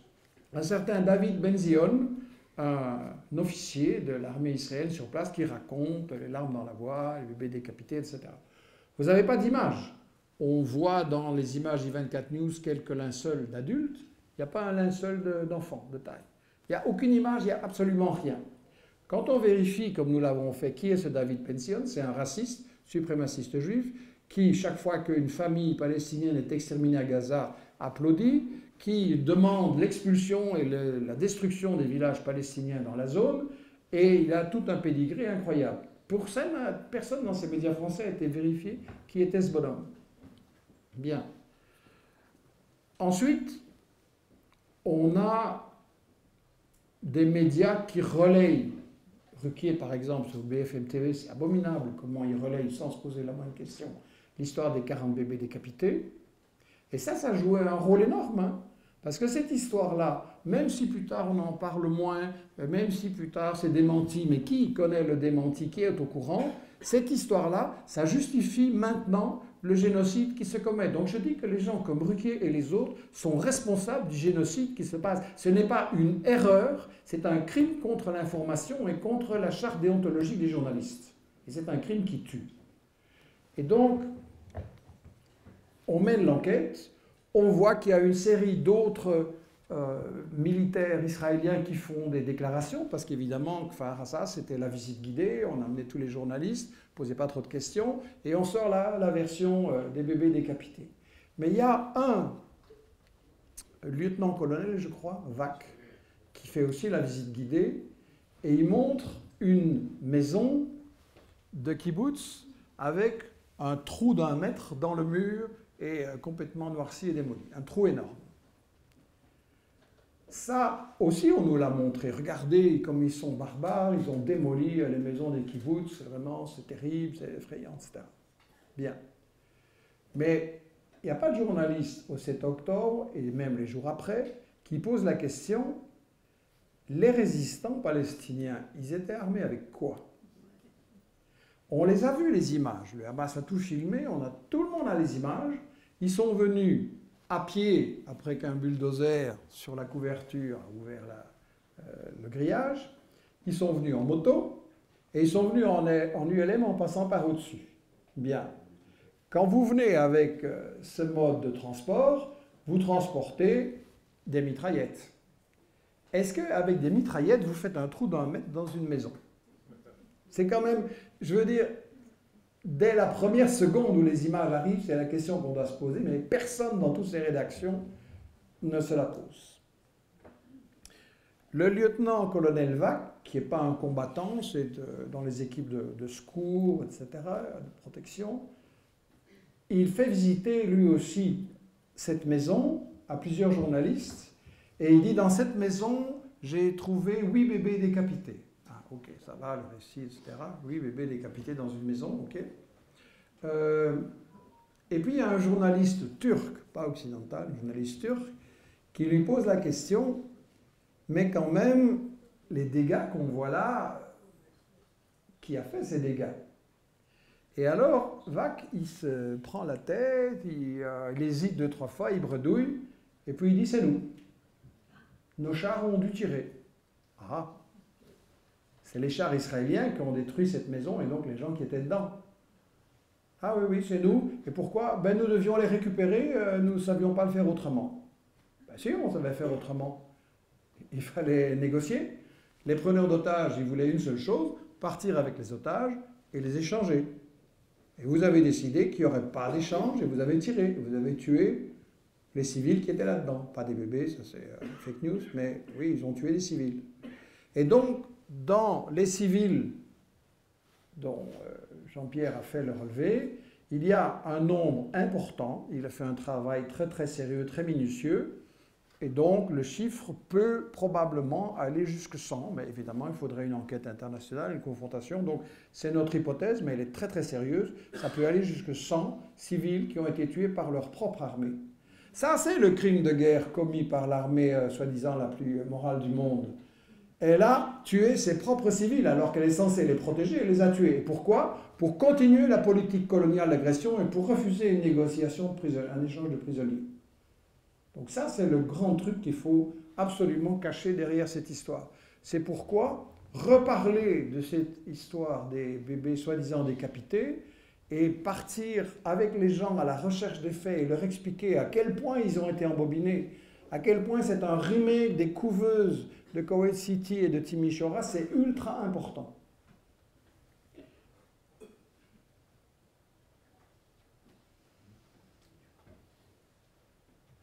Excusez-moi, voilà. Oui, j'ai pris les mauvaises sources, excusez-moi. Voilà. je vais dans le bon sens. Jean-Pierre en a parlé des viols. J'ai dit, ce qu'il voulait, c'était pas exterminer les gens qu'il rencontrait. Il y en a eu qui ont été exterminés. On a un chapitre, Jean-Pierre a parlé, qui analyse ça. Mais la mission était de ramener le maximum d'otages. Ils ont trouvé relativement peu de soldats. Je crois qu'ils ont été surpris d'avoir pas autant de soldats dans les bases. Donc, ils ont cherché aussi des civils dans les kibboutz tout proches. Et on voit ici une jeune fille très paniquée. À côté, une soldate qui est embarquée, une vieille grand-mère qui est moins paniquée, un autre qui revient à Gaza. Et donc, ils reviennent à Gaza. Pourquoi? Eh bien, pour échanger contre les prisonniers palestiniens. Macron et compagnie ils viennent et ils tuent des gens et ils prennent des otages et on ne sait pas pourquoi. Mais vous savez très très bien pourquoi. Il y a dans les prisons israéliennes à ce moment-là quelque chose comme 8000 civils qui sont détenus, une grande partie sans procès. C'est ce qu'on appelle la détention administrative, pas de procès, pas de jugement, c'est prolongé indéfiniment. Il y a des gens qui passent leur vie en prison, notamment Marwan Barghouti du Fatah, parce que ça, ce serait un dirigeant combatif et dangereux qui a réalisé en fait l'alliance avec le Hamas et les autres forces et qui serait tout à fait capable de rendre la résistance beaucoup plus forte. Et dans les prisons israéliennes, vous avez des hommes. Un homme sur 4 est passé par la case prison en Palestine. Imaginez un peu, en France, on fait comme ça. Mais aussi, vous avez des femmes et des enfants. Israël est le seul pays qui emprisonne massivement des enfants, alors que c'est évidemment interdit. Et ces prisonniers palestiniens, on les voit, on les connaît. Il y a des rapports d'Amnesty, il y a des rapports de l'ONU, tout ça est documenté, la torture y compris. C'est connu depuis longtemps, pas seulement maintenant où on commence à en parler plus. Bien. Dans ces prisons, Israël pratique la torture systématique. On montre une série de personnes avant, après les conséquences physiques ou les gens qui deviennent fous carrément. Et donc, ce qui est très grave sur la question des otages, c'est l'a priori, la partialité des médias là-dessus. Quand vous avez des otages israéliens, on vous les montre avec un nom, un visage, une activité sympa, des gens qui parlent d'eux avec émotion, donc on vous touche. Ça, c'est des gens avec lesquels il faut avoir de la compassion. Nous avons montré comment ils parlent à l'inverse des prisonniers palestiniens, il n'y a pas d'image. Pourtant, elles existent, j'en ai montré là. Il y a plein de manifestations où les gens viennent avec les photos de leurs proches qui sont emprisonnés, etc. Donc, les images, elles existent, les médias les ont, mais ils refusent de les montrer. Et par exemple, ici, vous avez TV5 Monde qui vous parle des prisonniers, qui montrent des bâtiments détruits. Évidemment, ce n'est pas du tout le même effet que quand on vous montre les otages israéliens. Bien. Donc, c'est pour ça que on peut dire carrément qu'il n'y aurait pas eu de 7 octobre si les médias nous avaient correctement informés avant sur tout ce que Israël fait contre les Palestiniens, y compris la question des prisonniers. Si les gens avaient été correctement informés, évidemment qu'ils auraient appuyé la nécessité de libérer les otages. Bien. J'ai indiqué qu'Israël a assassiné un grand nombre de ses propres citoyens. Qui le dit? C'est pas moi, c'est pas nous, c'est des survivants eux-mêmes. Vous avez ici Yasmina Porat, qui a été prise en otage, qui a réchappé parce qu'elle était hors du bâtiment qui a été détruit, et elle est interviewée par un journaliste de la radio très officielle israélienne qui lui dit, d'abord elle donne son témoignage, elle dit « Ils nous ont traités très humainement, ils nous ont donné à boire, ils nous calmaient. Un combattant qui parlait hébreu m'a dit « Calme-toi, on ne va pas vous tuer, on veut vous kidnapper vers Gaza. » Et elle dit « Leur objectif, c'était de nous kidnapper vers Gaza et pas de nous assassiner. » Qu'est-ce qui s'est passé? Ceci. Vous avez un char israélien, qu'on voit dans l'image en bas à droite, vous avez l'explosion, et il tire sur la maison du kibbutz. Il tue le mari de Yasmina Porat, des amis, d'autres personnes qui étaient là, et elle dit clairement, mon mari, il a été tué par nos chars. Et le journaliste de la radio israélienne l'interroge 2-3 fois, mais il fait son job, Il lui dit, c'est pas les terroristes, c'est nos chars. Oui, oui, elle le confirme. Et ça passe. Et donc, en Israël, ces choses-là, les gens ont le droit de le savoir. Après, ils sont tellement intoxiqués par leur éducation qu'une partie disent, il faut continuer le combat, il ne faut pas échanger les prisonniers, il faut exterminer les Palestiniens. Et donc, là, ça passe. Mais nous, on nous le cache. Nous ne sommes pas assez adultes pour connaître les choses que les Israéliens, dont ils sont au courant. Et donc, j'ai parlé des dégâts sur les maisons. J'ai aussi parlé des centaines de véhicules explosés. Nous faisons une enquête là-dessus aussi, basée sur tout le travail de Jean-Pierre. Vous avez vu des centaines de voitures complètement démolies, calcinées, des trous comme ça, parfois dans le toit. Et évidemment, ce n'est pas les Palestiniens, même s'ils sont pris à certaines voitures, oui, avec des mitraillettes ou des grenades, mais ce n'est pas les Palestiniens qui mettent dans cet état-là. Et donc, on a, en fait, pour résumer, on a le récit du 7 octobre dans les médias français, belges et suisses, je crois, d'après ce qu'on me dit. On a l'équivalent des couveuses de Kuwait City et des armes de destruction massive, c'est-à-dire le grand média mensonge initial qui justifie tout ce qui va être fait après, qui justifie qu'on ne se pose pas de questions. Et donc, c'est une opération de lavage de cerveau, une opération de conditionnement qui fait que, selon moi, non seulement les politiques, mais aussi les médias qui ont participé à répandre cette fake news devraient être poursuivis pour complicité de génocide. Je pense qu'il y a des procès qui doivent se faire et que ce serait important d'avoir des collectifs d'avocats et de juristes qui préparent des dossiers sérieux. L'impact énorme du courage de l'Afrique du Sud qui a déposé plainte bien documentée contre Israël et qui est très embêté par ça, montre qu'on doit se saisir du droit. On sait que le droit, c'est un rapport de force. On sait que ce n'est pas sur le seul droit qu'on peut compter pour se libérer, mais quand il est à notre avantage, parce que ce sont des choses qui ont été instaurées après la victoire sur le nazisme et en 1945, dans une époque où il y avait un rapport de force plus favorable pour avoir un meilleur droit international, il faut l'utiliser. Et donc je pense qu'on devrait avoir des collectifs d'avocats, de juristes, de citoyens, de journalistes honnêtes et indépendants aussi, qui préparent des dossiers sur la responsabilité des médias dans le génocide.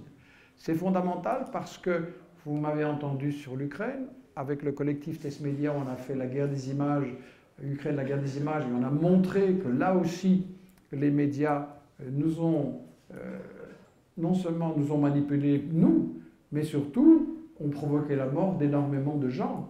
On parle très probablement de 500 000 hommes ukrainiens morts au combat, et il y en a de plus en plus.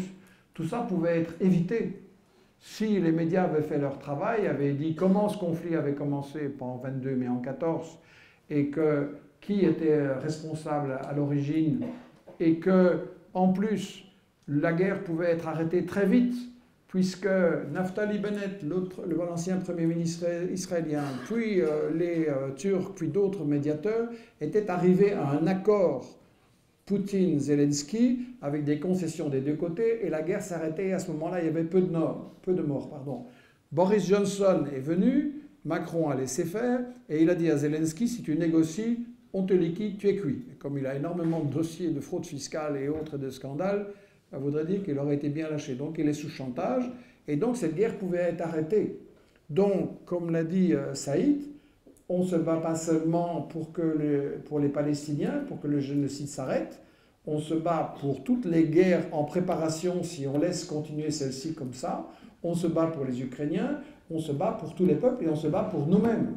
Soit les gens qui se prennent pour les maîtres du monde se permettent de nous mentir tout le temps et ils restent dans l'impunité, soit nous disons l'impunité c'est fini, les médias qui mentent c'est fini, c'est à nous maintenant de faire le job, c'est à nous maintenant de mener la bataille de l'information pour que la vérité éclate, que les gens soient au courant et que les menteurs soient punis. Je vous remercie.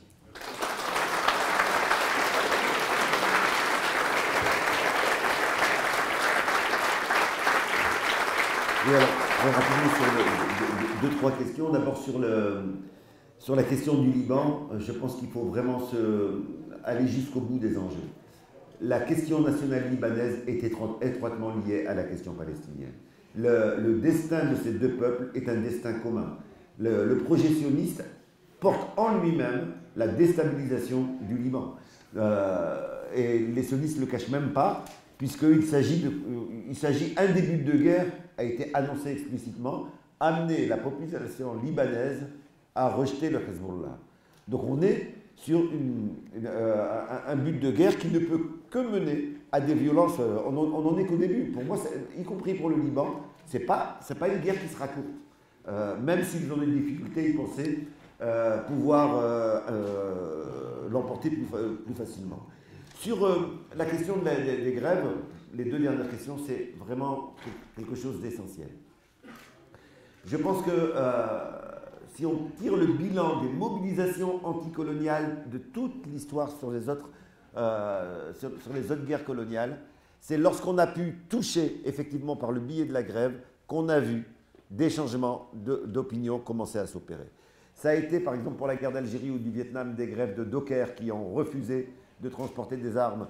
Et je pense que ces questions-là, il faut les faire connaître. C'est possible d'avoir des mouvements de ce type-là.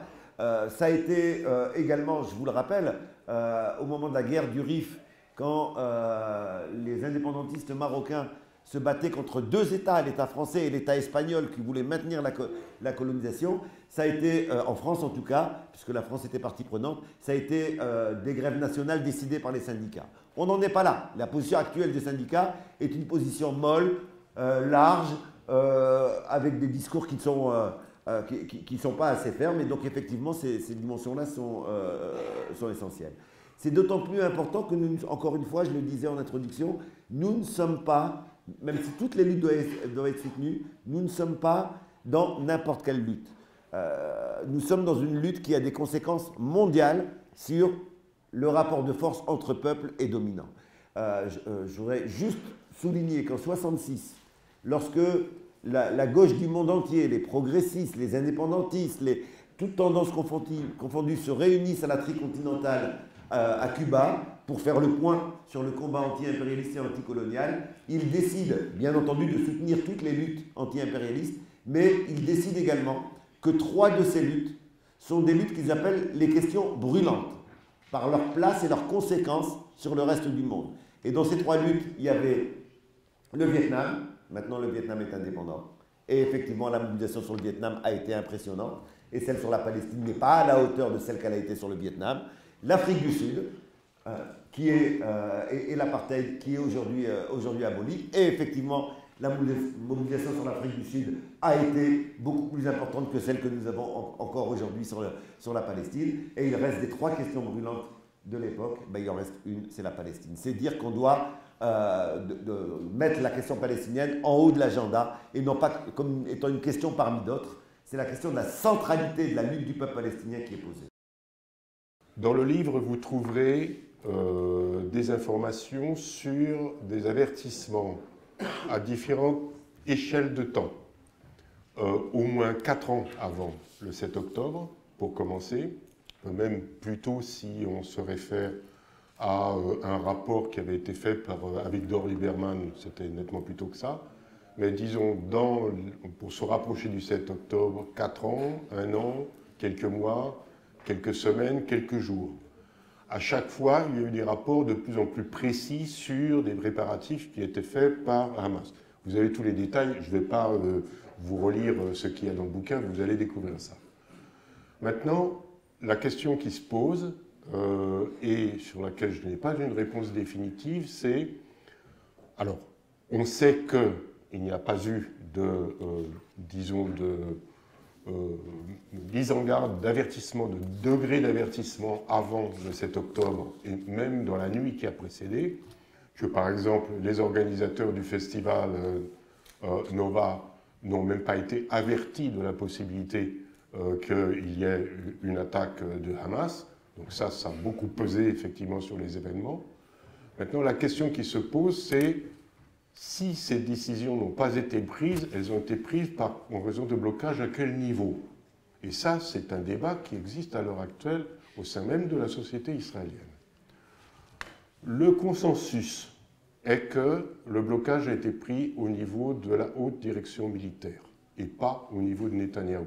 En d'autres termes, si vous cherchez des informations disant Netanyahou était au courant, il a laissé faire ou il a donné même des instructions pour ne rien faire, vous ne les trouverez pas. La seule personne qui a fait une déclaration dans ce sens-là, c'était d'ailleurs après qu'on ait soumis le livre, c'est Gantz, c'est-à-dire le dirigeant de l'opposition, qui est aussi sioniste que Netanyahou et aussi va en guerre, qui a dit, alors qu'il n'était plus au gouvernement, qui a dit, Netanyahou avait été informé, mais ça le laissait indifférent, il ne réagissait pas. Maintenant, la question qui se pose, parce qu'il n'a fait qu'une déclaration que j'ai lue, c'est il n'était pas au gouvernement, comment pouvait-il se faire une opinion sur les discussions que Netanyahou avait avec son gouvernement? Autrement dit, il y a des doutes là-dessus. Donc on ne peut pas dire à l'heure actuelle qu'au niveau politique, celui de Netanyahou, il y a eu des instructions qui ont été données pour, ne faites rien, etc., etc. Netanyahou a d'ailleurs lancé quasiment l'accusation, quelques semaines après le 7 octobre, il a carrément lancé l'accusation par un tweet contre la haute direction militaire, qui a immédiatement réagi, mais alors dans l'heure qui suivait, et Netanyahou, le soir même, a retiré son tweet. Donc ça voulait dire qu'effectivement, il y avait de ce côté-là, non, c'est pas sur nous qu'il faut faire porter les conséquences, etc. Il y a un désaccord. C'est à peu près tout ce que je peux dire sur cette question-là. Oui, alors, on a discuté dans le bouquin sur les différentes hypothèses, complicité, négligence, etc., etc. Comment dirais-je, quel est le terme hubris, c'est-à-dire la certitude qu'on l'emporte en toutes circonstances, donc on n'en a rien à foutre de ce que peut faire le Hamas comme préparatif, toutes sortes de choses de ce genre-là. C'est difficile à l'heure actuelle de trancher complètement. Il y aura des révélations, ça c'est sûr, il y en aura à l'avenir, mais on n'est pas allé trop loin dans ce sens-là. Je voulais aussi profiter de essayer de répondre à une question, mais comment se fait-il que un an après, à l'heure actuelle, la société israélienne continue de soutenir Netanyahou, et je dirais qu'à l'heure actuelle, la société israélienne soutient plus que jamais Netanyahou. Et je crois que la raison est une raison profonde qui tient à ce qu'est le mouvement sioniste et au fait que Netanyahou, depuis quelques mois maintenant, s'est mis en accord avec les aspirations profondes de cette société. Il s'est rendu à l'ONU et il a fait des déclarations indiquant très clairement qu'en fait l'objectif d'Israël est de remodeler le Moyen-Orient.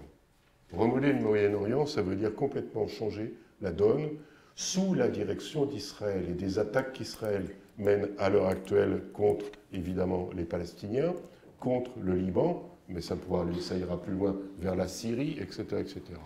N'oubliez pas qu'Israël n'a jamais déclaré de frontières et que,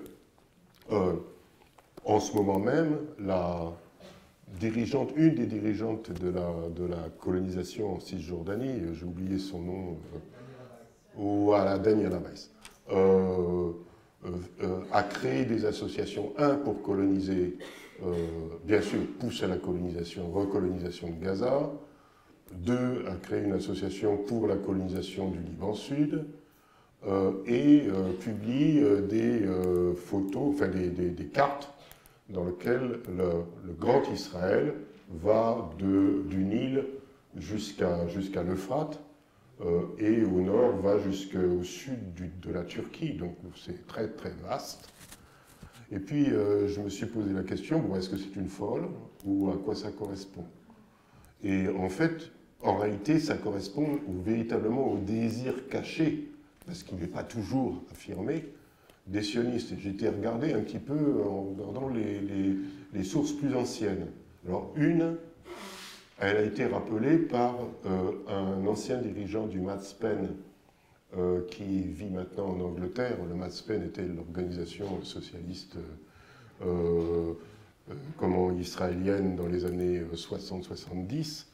Il s'appelle Moshe Machouver, qui a publié il y a une dizaine de jours un article dans lequel il rappelle qu'en 1956, Ben Gourion lui-même, dans une conférence en France qui portait sur les préparatifs de l'invasion de l'Égypte en coordination avec les troupes françaises et britanniques, il avait fait toute une déclaration dans laquelle il indiquait que l'objectif était effectivement la colonisation, l'objectif sioniste était la colonisation de tous ces pays-là. Alors je me disais, bon très bien, 1956, ok. Et puis il se trouve qu'il y a 2 jours, c'est une coïncidence, il y a 2 jours pour un autre projet, je tombe sur le mémorandum. Alors, mémorandum, c'est comme les statuts, si vous voulez, d'une association qui existe toujours, qui s'appelle le KKL-GNF, qui est une grosse instance de colonisation privée en Palestine, qui a été fondée en 1901. Il aura fallu 6 ans pour adopter des statuts. Ce mémorandum, je lis le mémorandum, et qu'est-ce que je trouve à l'article 3 du mémorandum? Que l'objectif donc de ces achats de terres est dans une implantation alors il cite la Palestine, la Syrie, n'oubliez pas que c'était à l'époque ottomane à ce moment-là, donc il n'y avait pas encore les États constitués, donc la Syrie c'était une zone très très vaste. Il donne certaines parties de la Turquie et le Sinaï. D'accord? Autrement dit, on retombe sur la carte de ce grand Israël.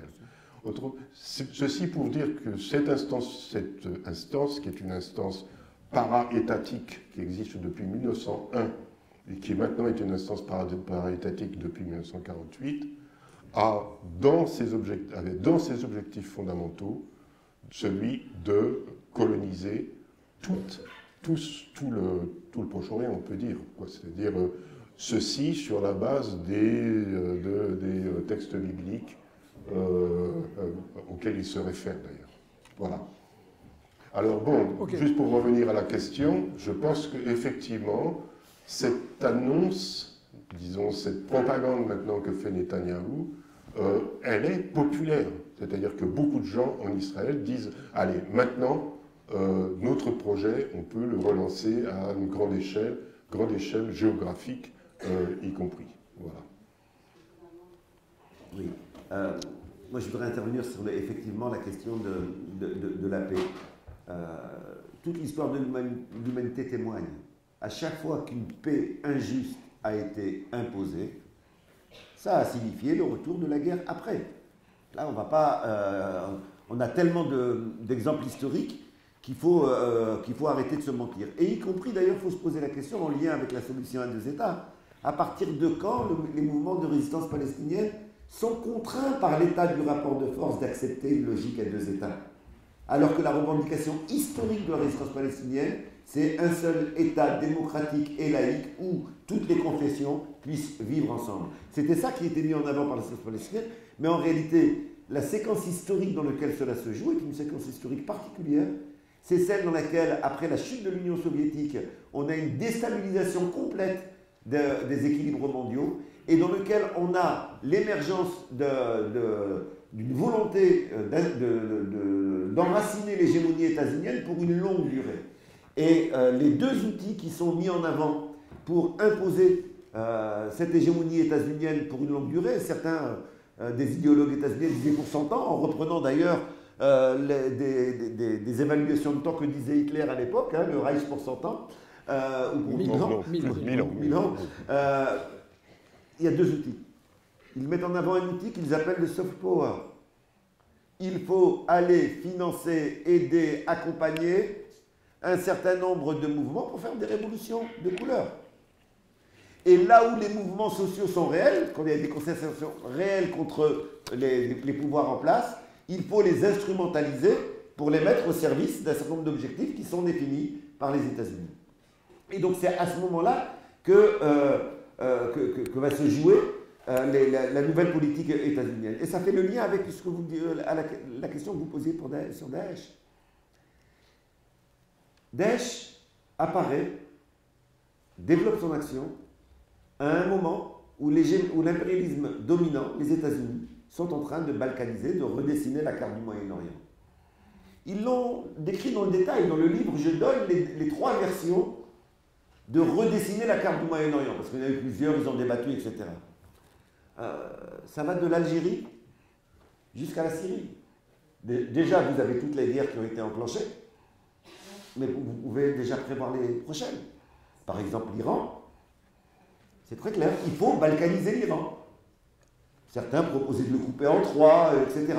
Donc on a, de la même façon qu'on a tenté de balkaniser l'Irak, en Afghanistan, en Syrie, s'il n'y avait pas eu une intervention russe et la résistance du peuple syrien, la Syrie serait divisée en morceaux. En Somalie, le Soudan était coupé en 2. Donc on est dans une séquence historique de balkanisation. Et à ce moment-là apparaît un mouvement qui se revendique de l'islam et qui dit les nations, c'est contraire à l'islam. Nous, les nations, il faut absolument les combattre. Nous sommes sur une logique transnationale qui a intérêt objectif à ce type d'idéologie. Et donc je pense que Daesh est au minimum un allié objectif de l'impérialisme hégémonique, et quand on lit certains de leurs textes, c'est quasiment un allié subjectif.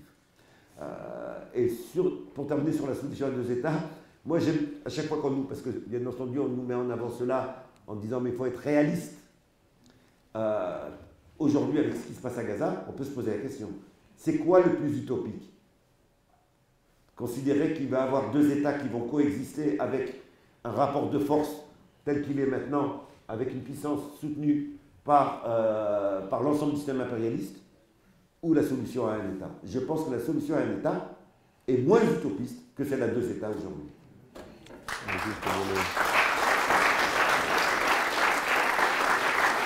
Très brièvement, et puis on va prendre 4 questions. Très brièvement, j'aimerais compléter. Si je peux me permettre un tout petit complément, je donnerai une réponse plus simple sur la question des 2 États. Pour avoir une solution à 2 États, il faut être 2. On est bien d'accord. Bon, et comme il est complètement évident qu'il y a un État qui, lui, n'acceptera jamais cette solution à 2 États, on peut déjà fermer le dossier. En d'autres termes, le problème, c'est Israël. Voilà, c'est tout. Sur ce point-là, ce sera aux Palestiniens à décider de la solution pour laquelle ils vont se battre, ou qu'ils vont accepter, ou éventuellement de faire des concessions dans une phase de transition. Donc on n'a pas de leçon à leur donner, mais ce qui a été dit est tout à fait juste, et ce qu'il faut constater, c'est que les grandes puissances, États-Unis et Europe, qui hier s'en foutaient complètement qu'il y ait un État palestinien et soutenaient Netanyahou pour le rendre impossible, tout d'un coup maintenant veulent dire tiens, il faudrait peut-être qu'on parle quand même de 2 États. Ça veut dire 2 choses. Ça veut dire, qu'ils sont en recul par rapport à la lutte des Palestiniens et à la pression internationale. Il ne faut pas sous-estimer ça, il ne faut pas tomber dans le pessimisme, ils sont en recul. 2, ça veut dire qu'ils essayent que tout change pour que rien ne change, c'est-à-dire qu'avec 2 États, comme l'a dit Saïd, ils voudraient continuer le colonialisme, continuer la terreur. Donc, il est clair que d'un côté, on propose la seule solution démocratique, à savoir que sur une terre, tous les habitants qui sont sur cette terre, et bien entendu tous ceux qui en ont été chassés et qui ont le droit au retour, devraient avoir les mêmes droits, quelle que soit leur religion, leur croyance, leur conviction politique, leur origine, tous les mêmes droits. Et après, ce sera aux Juifs israéliens vivant sur cette terre maintenant de décider s'ils acceptent la démocratie ou s'ils veulent garder leurs privilèges racistes. Ce qui est paradoxal, c'est que nos États démocratiques qui nous disent « Ah, il y a chez les musulmans des États basés sur la religion, c'est pas bien, etc. » sont en train de vouloir nous imposer un régime théocratique où ce serait Dieu qui aurait décidé qui peut habiter là et qui doit en être chassé. Voilà un point, je crois, sur lequel on doit beaucoup discuter, parce que quand vous expliquez ça aux gens, très simplement, ils vont dire, ben oui, tu as raison, c'est logique, on nous raconte n'importe quoi. C'est très très important, je pense, cette bataille-là sur l'avenir. Aussi parce que les gens n'arrêtent pas de vous dire, il n'y a pas de solution. Mais s'il y a une solution, les Palestiniens la veulent, le disent depuis tout le temps, on supprime le colonialisme, et tout, ça prendra du temps, évidemment, avec les haines et les problèmes, ça prendra du temps, mais tout peut s'arranger. Donc la solution, c'est nous qui l'avons et c'est eux qui la refusent. Ça doit aussi être dit très clairement. Juste en complément, je partage tout ce qui a été dit sur Daesh. Allié objectif, et peut-être un petit peu plus, dans la mesure où Hillary Clinton a dit, et ça c'est dans le petit frère de ce bouquin, USA, les 100 pires citations, Hillary Clinton a dit, on doit avoir le courage de le reconnaître, Al-Qaïda c'était notre investissement, et c'était un bon investissement. Ils ont effectivement formé, aidé, protégé, fait financer par les Saouds, Al-Qaïda. C'est pas nous qui le disons, c'est Hillary Clinton elle-même. Et Kerry, le gentil ministre des Affaires étrangères Kerry, a dit, bien sûr qu'en Syrie, on a laissé faire Daesh et qu'on n'a pas du tout, on a essayé d'utiliser pour mettre Bachar al-Assad à la porte. Donc effectivement, il y a un peu plus que le rôle objectif, je pense, et ça aussi c'est important de le dire. Les gens sont révoltés par Daesh, mais aucun média ne leur dit qui est à l'origine, qui les a utilisés, qui les a protégés. Voilà. Je vais demander maintenant très brièvement à Jean-Pierre, on va faire circuler le micro, je ne sais pas si celui-là fonctionne encore, oui. Jean-Pierre, 3 mots de conclusion, Saïd et moi-même, et on vous retrouve là derrière. Oui. 3 mots, alors ça sera très simple, boycott, désinvestissement, sanctions.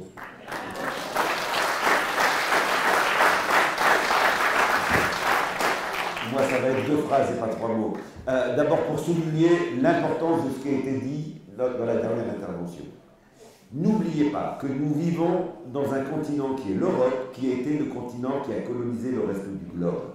Pour que cette colonisation ait pu être possible, il a fallu imbiber les sociétés européennes d'images et de représentations racistes. Et pendant plusieurs siècles, ce qui a été véhiculé comme image, comme représentation comme de l'arabe, du musulman et du noir, sont des images qui ne s'enlèvent pas comme cela. Et lorsqu'il y a la question palestinienne qui émerge, eh bien oui, on voit l'arabe et le musulman tels que l'on les a présentés. Et c'est dire l'importance de la libération du peuple palestinien, parce qu'elle signifiera aussi qu'on a réussi à faire bouger ces imaginaires. Et en conclusion, je dirais tout simplement que je reprendrai cette phrase de la tricontinentale qui nous donnait 3 dossiers brûlants, 3 questions brûlantes. Faut tirer la conclusion puisqu'il reste que la Palestine. Aujourd'hui, notre humanité se joue en Palestine.